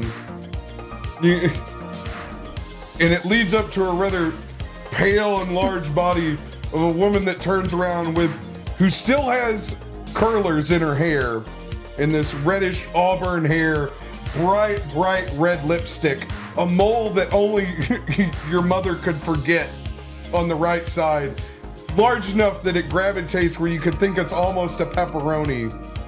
She's got emerald green eyes and a few chins for days, but she's the kind of heavy-set woman that that could cook an excellent breakfast. And she leans over the counter. How's everybody doing over here? Welcome to Henrietta's in-house. Good old Henrietta. Well. What we got here, love? What's good this morning? Well, you dark and brooding fellow, you're in for a surprise because we got chicken and taters and more chicken over here, a little bit with lemon pepper, and then suddenly the gramophone cuts out in the corner room. Goddamn gramophone! God! Yes! Where can somebody in the realm get one of these? And she hits it, music kicks back up. I can't fry any chickens if I don't have my music. Sorry, honey. That's all right. We'll take 3 whole chickens, 1 lemon pepper, 2 original recipe, and then some taters. Oh, yeah, you probably want those all animal style, cothered, smothered, and brothered, right? Dirty as it comes, love. All right, let's get to it. She claps her hands and you see several mage hands again produced behind the counter as Henrietta's fantasia of arms begin to whip together a fantastic rotisserie chicken sampler platter. As they rip each one of them open, you can see the fear in Karkid's eyes as each one of them is snapping the rib bones of these birds in half. Told you not to look, mate. Just look at the wall. I told you it's gonna get gruesome. Sorry. Sometimes sacrifice is required for survival. Right. And Okay. How much, Henrietta? Do I owe you? And about that time, Fatty Dat Nuts. Fatty Dat Nuts? Fatty Dat Nuts. Fatty Dat Nuts! Is that his twin? I hate my life. Fatty Dad Nuts. Jesus Christ. I said Fatty Dad Nuts on the internet. Fuck my life. Daddy Fat Nuts begins to wake up out of a little pouch that Karkid's been carrying, and he comes up out alive and he just jumps and just squirrel claws and hangs on to Bloody Buford. Oh, Daddy! Oh, and I give him kisses. I put my shoulder, and I give him some nuts. I give him all the nuts in the world. I miss you, mate. I like your bandana. I like it a lot. Buford, I feel he might be one of the only things that made it out. I went into the quarters. Neffle's dead. You what? Neffle, Neffle's dead. God damn it!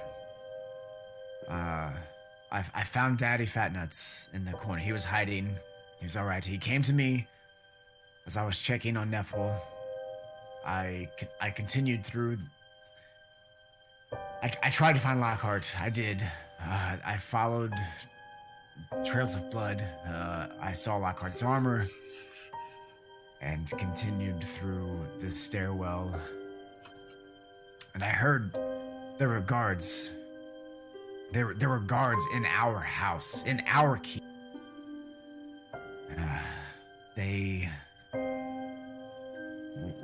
This has been put on us. They were talking. Someone in the city said we were the terrorists that plotted the whole thing, and blamed Lockhart and our group. And they had descriptions of all of us. They are looking for us. But they did say Lockhart. They don't have him. He's got to be entered. He must have fought his way out somehow. But this isn't good for us. Someone is behind this. We've been set up. But we have your squirrel is safe, so hopefully that brings you some comfort. I lunge at Car Kid in the most quickest, violent way. Wrap him up in a big old hug. I say thank you for saving my squirrel, mate. And I full-on mouth kiss him. Oh no! Back. I didn't say tongue, just kiss him on the mouth. Time, Henrietta slams the first plates on the counter. Here's your first round of chicken, boys and girls. with full sack of taters. You might not want to watch this, Car Kid. It's going to look like cannibalism to you, mate. Well, don't you boys have an interesting relationship? Love knows no boundaries. I take a handful. It's true. I take a handful of hot garlic chicken wings right after Buford kisses me and just say, "Fuck it." Oh, the humanity! The birdmanity! As you plunge the fried chicken down your throat, that's where we'll end this week's episode. Oh my god.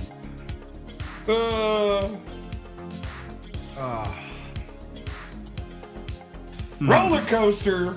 Before we talk My about favorite thing is. Sorry, go ahead.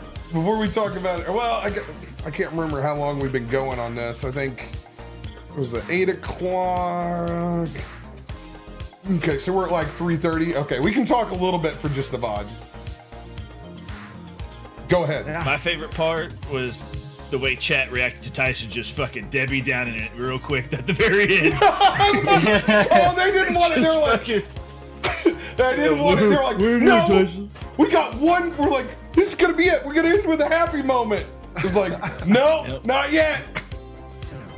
All I can picture is Dobby the elf dying in Harry Potter as we talk about Neffel, and I'm just like, I just have "In the Arms of the Angels" just on loop Just in my head. You guys don't want any more of this music? You don't want any more of this music? No. It's a hard episode, guys. you. We just deal need with that. we just need a little tear just to go down your cheek, Tyson. Just a little tear. That was an emotional roller coaster. It's a very good episode. Very emotional roller coaster.